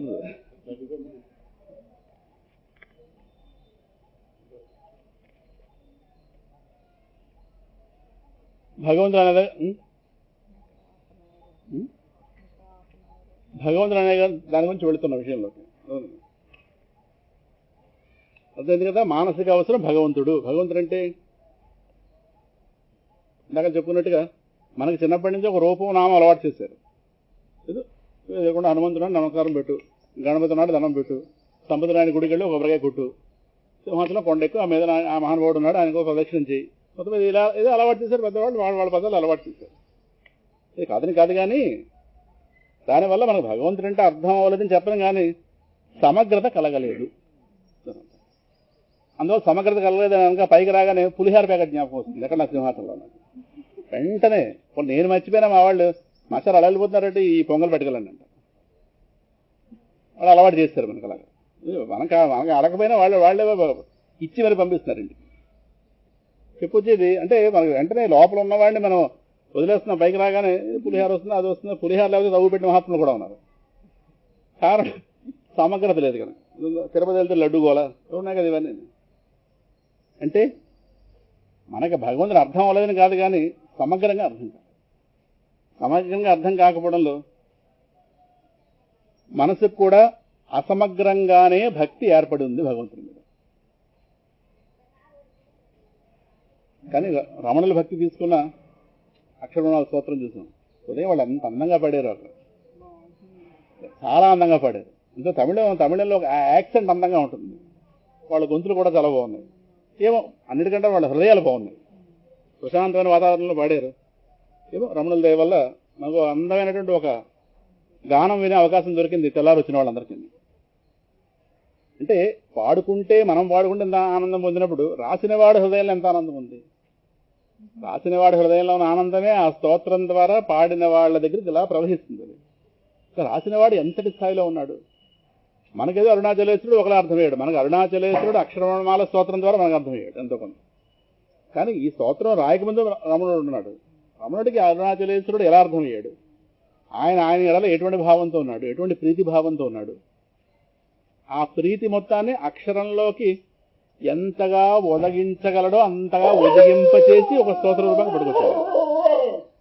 మొత్తాన్ని ఎలాగో ఆవిష్కరించలేదు, ఎంతో కొంత ఆవిష్కరించాడు. ఇవాళ మనకు అది ఆధారం కాదంటలేదు. కానీ ఇలా చెప్పినట్టుగా భక్తి అనేటటువంటిది అదొక సముద్రం అంతే. భగవంతుడు జ్ఞానము.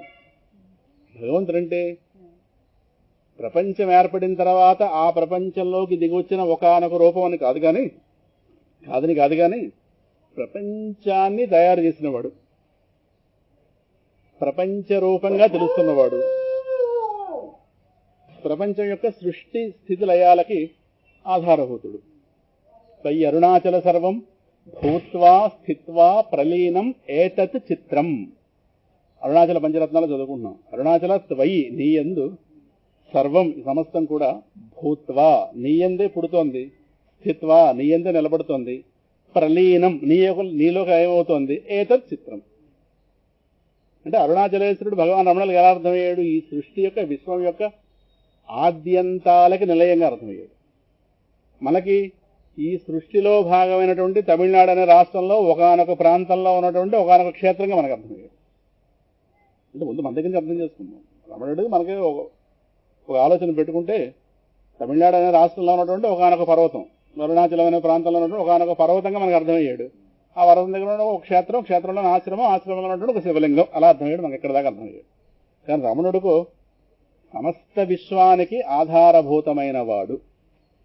అరుణాచల సర్వం భూత్వా స్థిత్వా ప్రలీనం ఏతత్ చిత్రం అని చెప్పి తర్వాత హృదయమితి ఆత్మతయ ఇంకా అర్థమయ్యాడు రమణుడికి.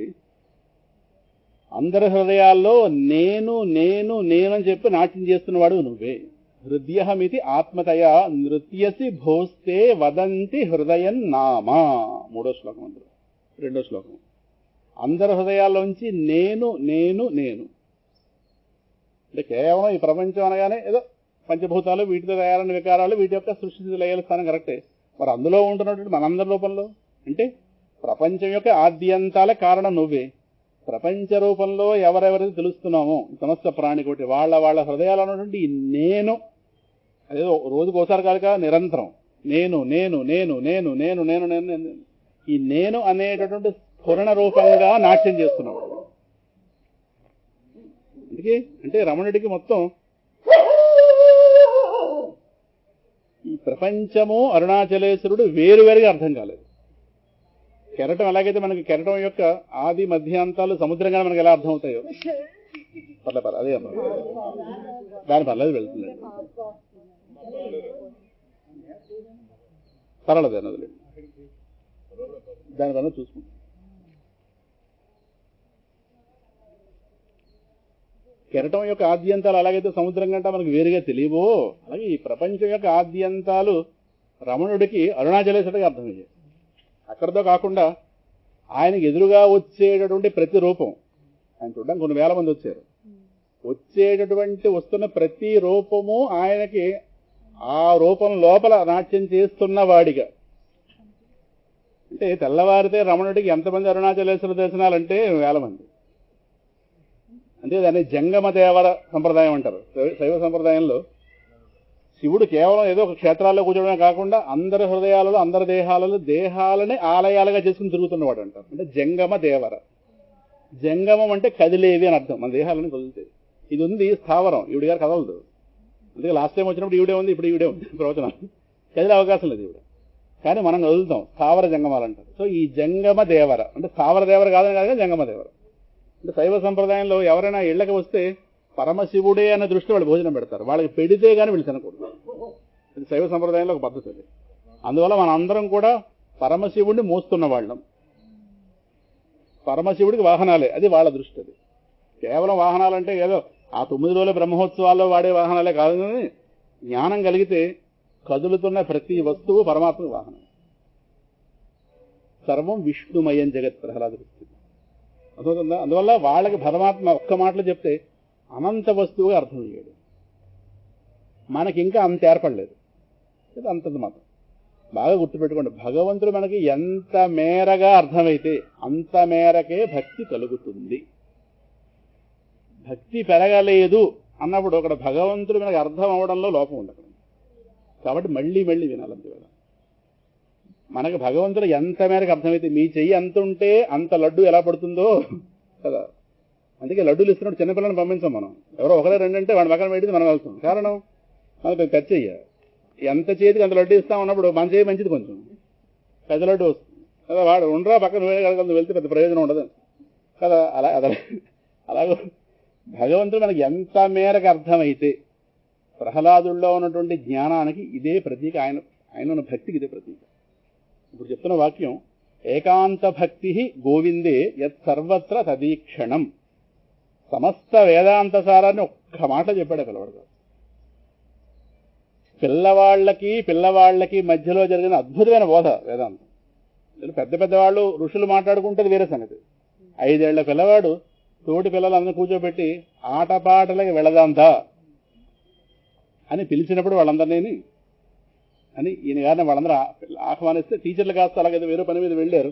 వెళితే ఆటపాటలకు బాలకులార రండు, ప్రహ్లాద కదా మనందరం ఆడుకుందాం, ఎలాగో ఉపాధ్యాయులు దూరంగా వెళ్ళారు అనగానే వాళ్ళందరికీ ఏదో ఒక ప్రయోజనం కలిగించాలి అని చెప్పి, బాలకులార రండు మన ప్రాయపు బాలుడు కొందరు ఉరివిపై కూలుట కంటిరే, గురుడు క్రూరుడు అనర్థ చేయంబునందు అర్థకల్పనము చేసడి శాస్త్రములు గ్రాహ్యము కాదు, వినిన మీకు మేలెరిగించదన్ వినిన మీకు నిరంతర భద్రమయ్యడిన్.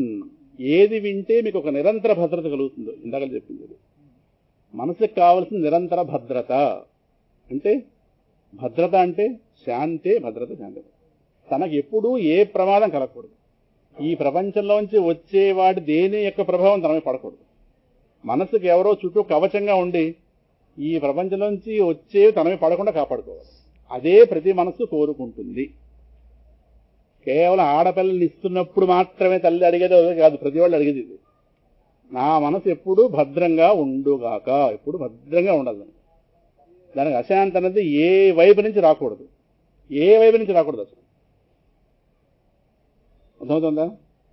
అది వచ్చిన వల్ల దేహంతో కలిసిపోతుంది కనుక దేహానికి అనారోగ్యం రాకూడదు, దేహానికి ఆపద రాకూడదు, దేహానికి ఏమోని ఏదో సంపదలు పోకూడదు అని ఇలా ఇలా ఇలా దేహంతో కలుపుకుందని అనుకుంటుంది. కానీ అది ఎప్పుడైతే దేహ అవసరాలు వేరు తన అవసరమని అర్థమైందో, అప్పుడు ఇంకా దేహం గురించి ఒక్కొక్క కోరిక కూడా కోరదు, ఒకటే కోరుతుంది పరమాత్మని, నీ జ్ఞానం నాకు కలిగించండి. మరి అప్పుడు దీని అవసరాలు ఏమయ్యాయి నాకు అర్థమైపోయింది. నేను అడిగినా అడగకపోయినా దీని అవసరాలు దాని ప్రారంభంలో భాగంగా వెలగు చూసుకుంటున్నావు. ఇంకా అడగడం అదనంగా నాకు భారం అవుతుంది. ఇంతకాలం అడిగి నిజం చెడ్డైపోయాను.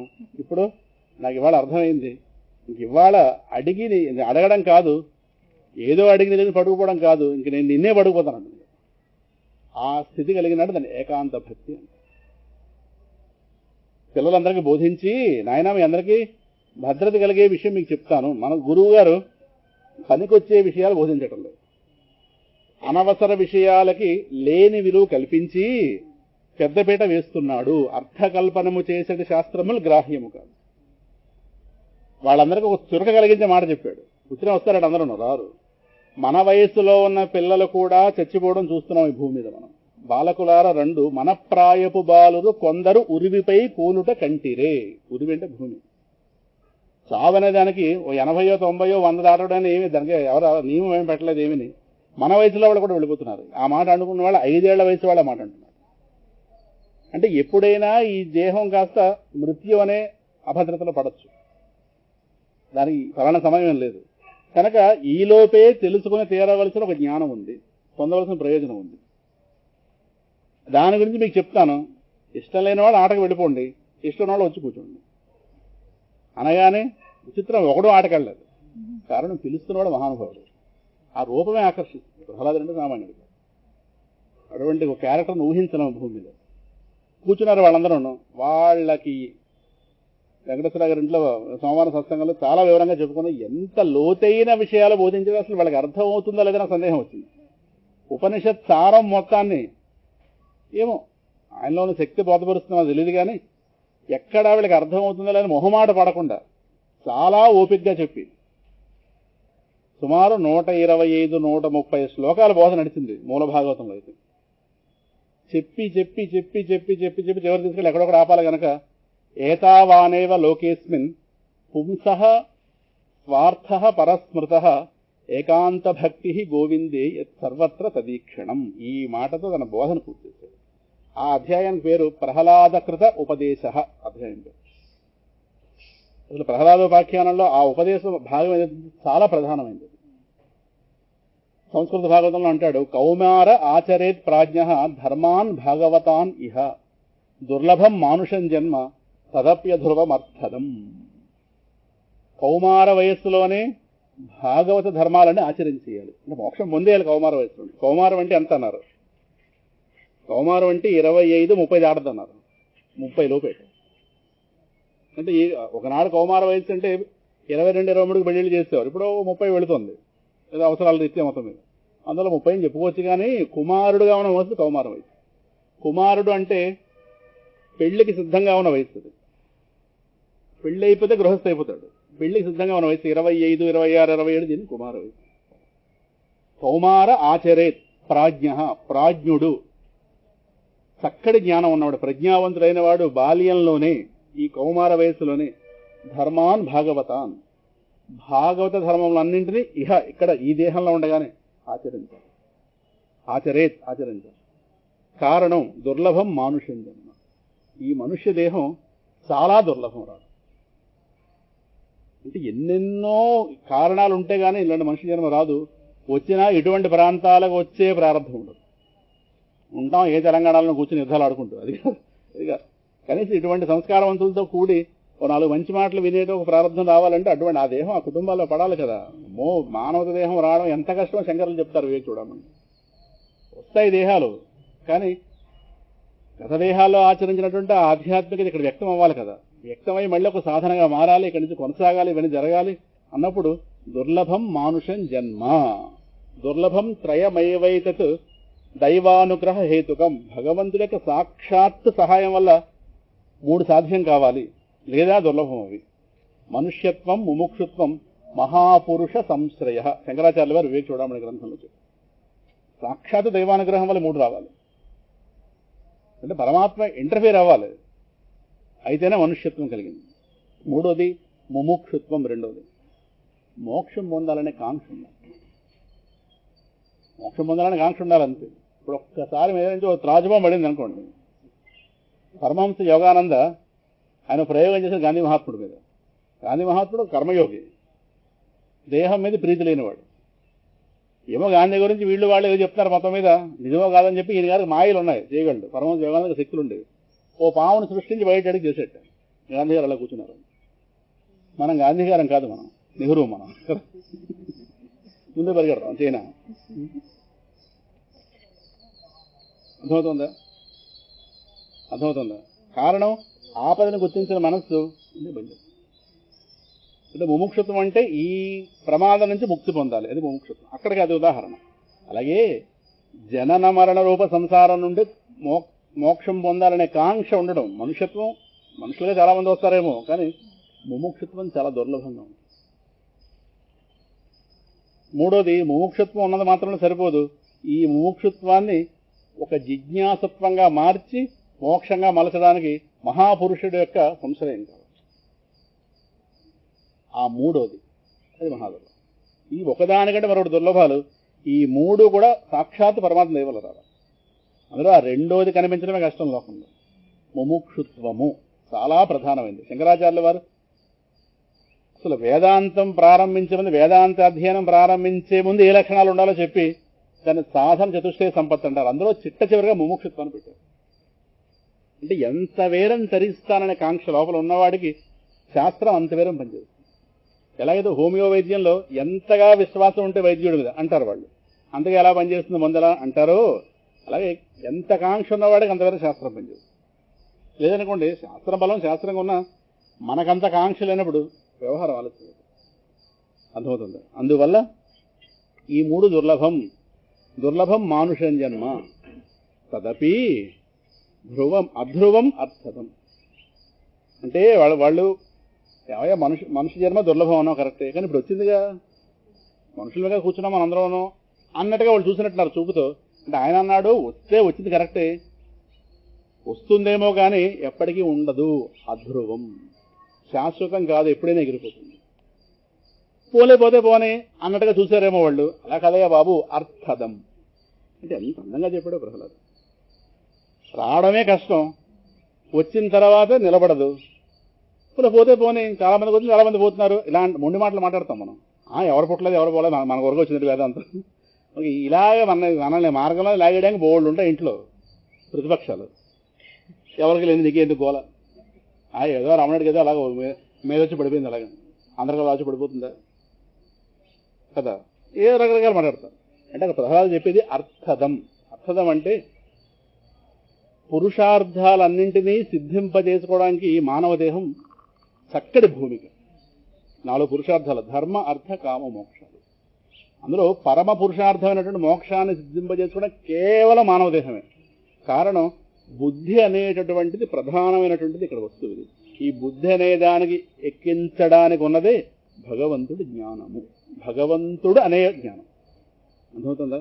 అందువల్ల అక్కడ ప్రహ్లాద్ చెప్పింది కాస్త పిల్లలందరినీ కూర్చోబెట్టి చెప్పి, ఏతావానేవ లోకేస్మిన్, ఈ లోకంలో పుంసః స్వార్థః పరస్మృతః, మనుష్యుడు ప్రయత్నపూర్వకంగా తనకి అత్యంత ప్రయోజనం కలిగించుకోవడం కోసం ప్రయత్నపూర్వకంగా సాధింపజేసుకోవాల్సింది ఏకాంత భక్తి. గోవిందుడి యందు ఏకాంత భక్తి. వాడు ప్రయత్నపూర్వకంగా సాధింపజేసుకోవాలి. తనకి పరమక్షేమం కలిగించేటటువంటి, తనకు పరమక్షేమం కలిగించుకోవాలనుకునేవాడు సాధించవలసింది ఇదే. ఇది గోవిందుడి యందు ఏకాంత భక్తి. ఏకాంత భక్తి గోవిందు. ఏంటి మరి ఏకాంత భక్తి అంటే? ఇందాక రమణులు ఏం చెప్పారు, అది వాడి కంటికి భగవంతుడు తప్పించి వాడు కనిపించకూడదు. యత్ సర్వత్ర తదీక్షణం. దొంగకి, దొంగ దృష్టితో ఉన్నవాడికి ఎలాగైతే మెడలో పరసలు వేసుకున్నాడు చూసారా, అందులో నిండా ఉన్న పరసలు, ఖాళీగా ఉన్న పరసలు వాడికి ఎలాగైతే వాడికి మానసికంగా వాడు బంగారం ఉంటుంది ఎప్పుడు. వీళ్ళ పరసలు బరువు ఉందా, డబ్బు అంటే వాడి మనసులో ఉండేవి అవి. వీళ్ళ పరస ఎలా ఉంది, వీళ్ళ పరస ఖాళీగా ఉంటే వీళ్ళతో అవసరం, వీళ్ళ పరస నిండుగా ఉంది, ప్రయత్నం చేయొచ్చు అని వాడి దృష్టిలో ఎలాగైతే బంగారము ధనమే ఉంటాయో మనసులో, పైకి ప్రయత్నం చేస్తాడు. అలాగే ఏకాంత భక్తి అంటే అంతటా అన్నింటా ఎప్పుడూ వీటన్నింటినీ ఒకే వస్తువుగా చూడాలి. యత్ సర్వత్ర తదీక్షణం. కంగారు పడదు, చెప్పుకుందాం, వాళ్ళ ఒకటి రేపవుతుంది. ఇక్కడ భగవంతుడు అంటే అర్థం చేసుకుంటున్నాం. మనకు అర్థమైన భగవంతుడు ఎప్పటిదాకా అసమగ్రంగా ఎక్కడో కొంత మేరకు అర్థమయ్యాడు. ప్రపంచంలో భాగంగా అర్థమైన వాడు మనకు భగవంతుడు, ప్రపంచ రూపంగా అర్థమైన భగవంతుడు వాళ్ళకి అర్థమైంది. బాగా పట్టుకోవాలి. మనకు అర్థమైంది ప్రపంచంలో ఒకానొక భాగం, ఒకానొక తమిళనాడు అనే ప్రాంతంలో ఒక మూల ఉన్నాం ప్రస్తుతం. భగవంతుడితో ఉన్నామనే దృష్టితో ఉన్నాం కదా. మనకి అంటే ప్రపంచంలో భగవంతుడు, మనకి భగవంతుల్లో ప్రపంచం, ప్రపంచమే భగవంతుడు. 3 రకాలు అర్థమవుతుంది. ఈ రెండో దానికి మారడాన్ని అదే అనన్య భక్తి, అదే ఏకాంత భక్తి. భగవంతుడు సమగ్రంగా అర్థమైతే, సమగ్రంగా పదం చాలా ప్రధానం, సమగ్రంగా అర్థమైతేనే భక్తి సమగ్రం అవుతుంది. ఈ సమగ్రమైన భక్తినే ఏకాంత భక్తి అంటే. ఏకాంత భక్తి అంటే ప్రపంచాన్ని పరమాత్మ స్వరూపంగా చూడడం. ప్రస్తుతం మనం ప్రపంచంలో భగవంతుని చూస్తున్నాం. ప్రపంచంలో గ్లాసులో కాఫీ లాగా ప్రపంచంలో భగవంతుడిని ఎంత కాదనుకున్నా ప్రపంచంలో భగవంతుడే, కానీ ప్రపంచం భగవంతుడు ఒకటనే స్థితిలో ప్రస్తుతానికి మనం లేవు. ఉన్నామా? నేను లేను, మీ సంగతి మీరు మహాత్ములు కదా. కానీ వాళ్ళ దగ్గరికి వెళ్ళినప్పుడు మాత్రం చాలా పెద్ద మాట చెప్పాడు, యత్ సర్వత్ర తదీక్షణం. ఆయన గారికి అంతటా అన్నింటా ఎప్పుడు, ఆయన గారికి అన్నీ అన్నింటా ఎప్పుడు, అన్నీ ఒక్కటిగానే దర్శనమిస్తాయి. అలా ఎవడైతే వీటన్నింటినీ ఒక్కటిగా చూస్తున్నాడో, సర్వత్ర తత్ ఈక్షణం. తత్ అంటే వాడిని, ఎవడు? నా గోవిందుడిని. అంటే ప్రపంచాన్ని మొత్తాన్ని, ప్రపంచం అంటే మనం అర్థం చేసుకుంటే అనేకత్వము. ప్రపంచం వేరువేరుగా తెలిస్తే ప్రపంచం, ఒకటి మరొకటి కాని దానిగా తెలిసేదాన్ని ప్రపంచం అంటాం. ఇది ఒకటి కాదు, చెట్టు వేరు, పుట్ట వేరు, రాయి వేరు, రప్ప వేరు, వేరు వేరు వేరు వేరు వేరు వేరు వేరుగా వేరువేరుగా తెలుసు. ఈ వేరువేరుగా తెలుస్తున్నది ఏదైతే ఉందో ఇదంతా ఒకటిగా ఎవడికైతే, ఒక్కటిగా, ఒకే ఒకటిగా ఎవడికైతే దర్శనమిస్తుందో, లేదు ఎవడైతే ఒక్కటిగా చూస్తాడో దాన్ని ఏకాంత భక్తి. దీన్ని ప్రహ్లాద్ ఇంకో చోట సమత్వం ఆరాధన మచ్యుతస్య అంటాడు. అచ్యుతుడికి నిజమైన ఆరాధన సమత్వము, ఈక్వల్నెస్. అంటే ప్రపంచం తెలుస్తుంది మనకి, కానీ ప్రపంచరా లక్ష్మి గారు భయపడ్డారు. ఇప్పుడే పాము పడలేదు కానీ ఆకైతే పడింది. పాము దాకా ఎందుకు, ముందు ఆకు టెస్ట్ చేద్దాం. పాము రాదులేండి, పాము దాకా మనకి, పాముతో పడలేదు మనకి. మనకు భయం కలిగించడానికి బోల్డ్ వస్తువులు ప్రపంచంలో. ఏదైనా ప్రాక్టికల్ గా చెప్తే అర్థం అవుతుంది. ఏదైనా ఏదో పడింది మొత్తం మీద అంటే క్షణం, మన భయం పుట్టడం అంతసేపు క్షణం కదా.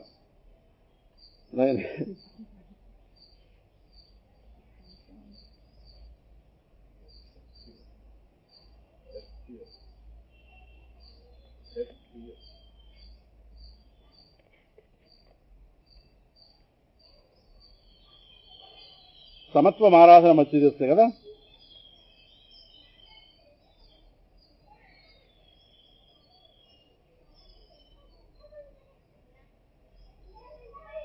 వాసుదేవా,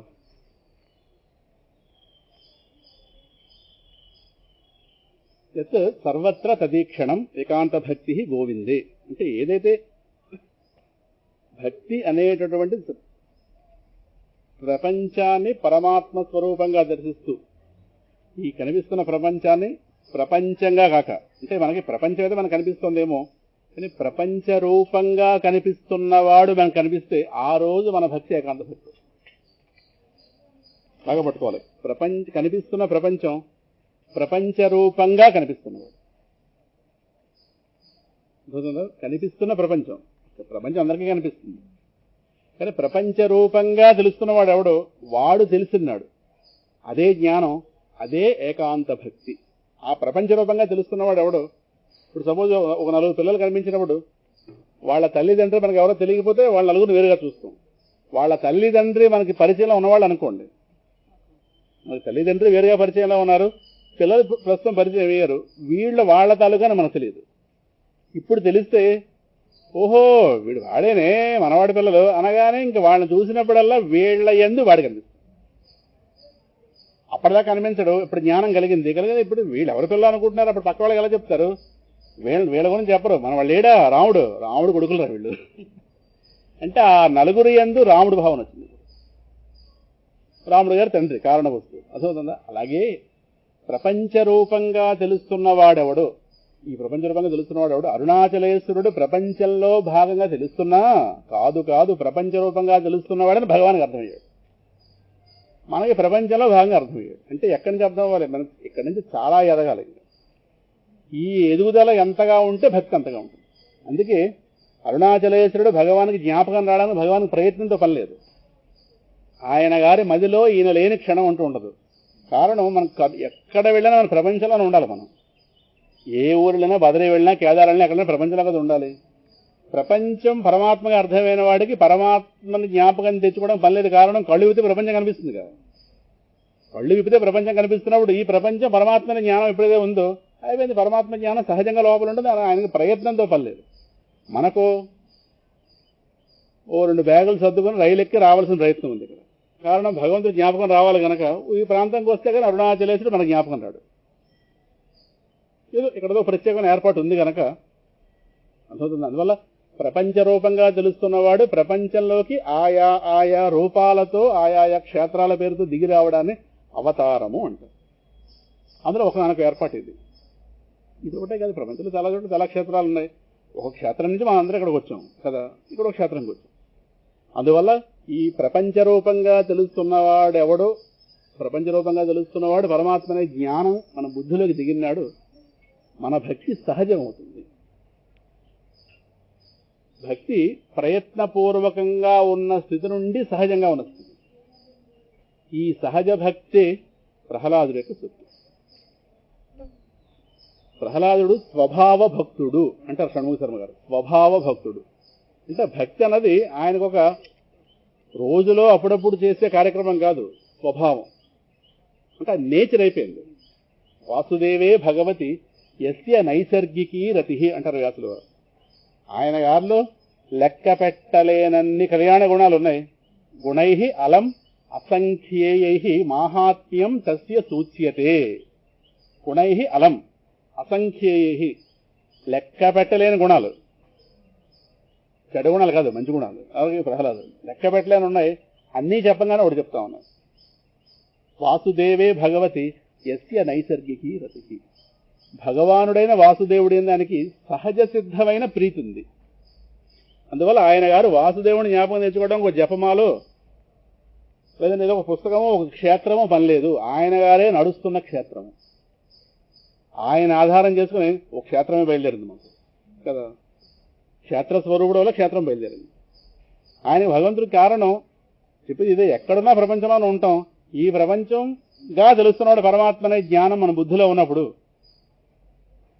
ఎక్కడున్నా ప్రపంచం ఉంటుంది కనుక, ప్రపంచం పరమాత్మగా ఈ స్ఫురణకు అందుతుంది కనుక ప్రయత్నంతో పర్లేదు. స్వభావ భక్తి అది కానప్పుడు మిగతా స్థాయి భక్తుల్లో భగవంతుని జ్ఞాపకం తెచ్చుకోవడానికి రకరకాల ప్రయత్నాలు, రకరకాల వాళ్ళకేవో ప్రోత్సాహాలు, వాళ్ళకేవో గురువు గారు శిష్యుడు గారు బోధలు, ఇవన్నీ తర్వాత వాళ్ళ వల్ల వాళ్ళ ప్రభావం వల్ల భక్తి పొందడం.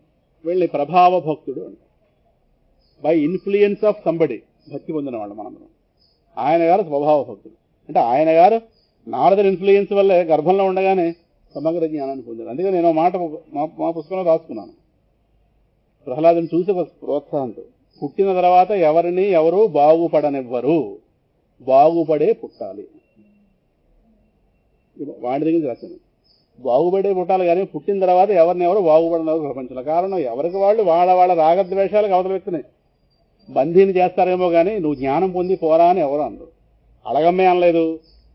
ఎవరు సెటిల్ అయిపోయింది కానీ వాడు కొడుకుతారు వేరే సంగతి కానీ ముందు ఒప్పుకుందా ఏమైనా వాళ్ళు వచ్చి ల్యాప్టాప్ ఇవ్వడానికి వచ్చింది మహాతలు మూట పట్టుకుని.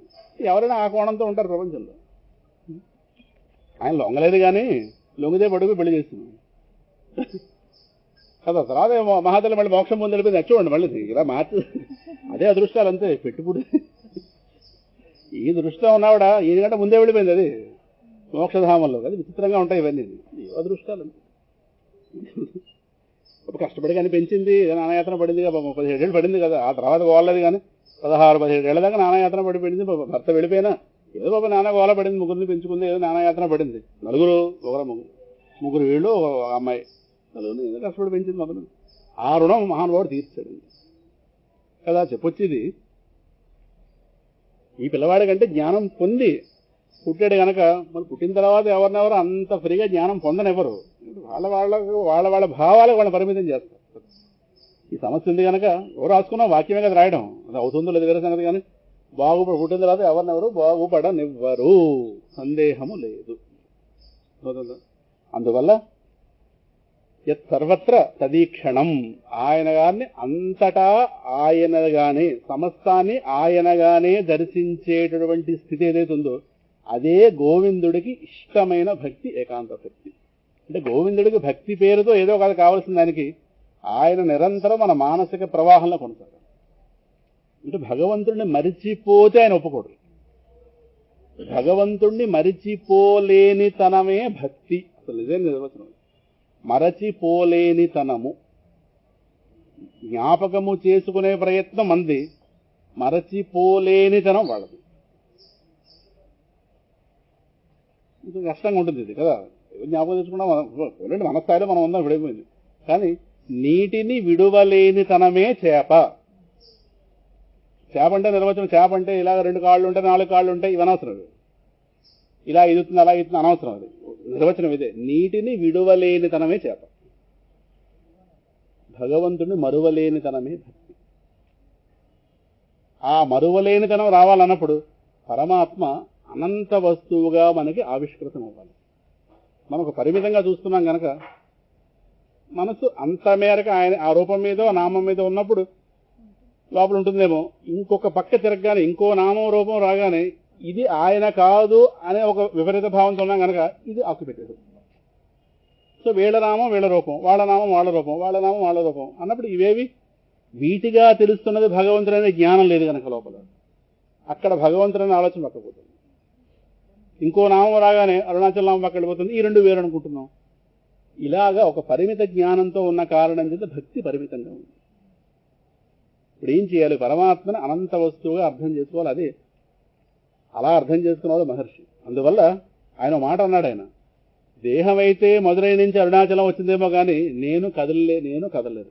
నువ్వు ప్రయాణం చేసి వచ్చావు కదా అక్కడి నుంచి ఎక్కడికి అని. నేను ఇక్కడ ప్రయాణం చేశాను. దేహం కదిలింది అక్కడి నుంచి ఇక్కడికి, నేను కదలలేదు. అంటే ఆయన గారు కదలని వస్తువుని అనే ఎరుక అప్పుడే కలిగింది. అంటే ఆ అనంత వస్తువు ఆయన గారిని గ్రాప్ చేసేసింది, అక్కడ హైజెక్ చేసింది. దాంతో ఒక్కసారి రమణ అనేటటువంటి ఆ వ్యక్తిగత అహంకారం కాస్త అపహరింపబడి అక్కడన్నారే తిండిని నిన్ను చేరి తిని తిననా నేను. అరుణాచలేశ్వరుడు ఈయన కానీ అక్కడ తినేసాడు పడుకుని. ఆయన వ్యక్తిగత అహంకారాన్ని ఎప్పుడైతే తినేసాడు, ఆ దేహబుద్ధిని ఎప్పుడైతే వెనక లాగేశాడు, ఆయన అనంత వస్తువైన జ్ఞానం కలిగిపోయింది. ఆ అనంత వస్తువైన జ్ఞానంలో దేహం కొట్టుకొచ్చింది. అక్కడ ఏదో ఒక దొంగ నీళ్ళలో కొట్టుకొచ్చినట్టుగా కొట్టుకొచ్చిందేమో కానీ ఆయన గారు మధురైతో అక్కడ ఉన్నవాడు ఇక్కడ ఉన్నాడు. ఆయన రమణుడు అరుణాచలానికి పరిమితం కాదు. ఆయన దేనికి పరిమితం కాదు, కారణం ఒక అపరిమిత వస్తువు. అలా భగవంతుడు ఒక అపరిమిత వస్తువు అర్థమైనాడు. ఆ స్థితిలో ఏకాంత భక్తి అర్థమవుతుందా? ఇవాళకి అక్కడ ఆపితే రేపు అక్కడి నుంచి ఆ అనంత వస్తువు దగ్గర నుంచి ప్రపంచాన్ని చూద్దాం. చూసినప్పుడు వైరాగ్యం అనే కోణం వస్తుంది అక్కడి నుంచి. ఆ తర్వాత రెండింటినీ కలుపుకొని నేనేంటో లోపల దిగినాడు. అప్పుడు భగవాన్ రమణుల కోణం వస్తుంది. ఇవాళకి కొంత ఆవిష్కృతం చేసాం, రేపు దీన్ని మరికొంత లోపలికి వెళ్ళి అప్పుడు ప్రపంచం ఎడల ఎట్టి భావంతో ఉండాలి అన్నది రేపు ఆవిష్కృతం. అర్థమవుతుందా? ఇప్పుడు ప్రస్తుతం అనంత వస్తువుని ఎస్టాబ్లిష్ చేసాం, అలా ఉంచండి. రేపటి రోజున రమణుడు దాన్ని ఏం చేస్తాడో చూద్దాం. స్వస్తి ప్రజాభ్యః పరిపాలయంతాం న్యాయేన మార్గేణ మహీం మహీషాః గోబ్రాహ్మణేభ్యః శుభమస్తు నిత్యం. లోకా సమస్తా సుఖినో భవంతు. హలో, విన్నావా? మర్చిపోయాను, చేశాను. వినిపించిందా? పక్కన పెట్టాను కంగారులో.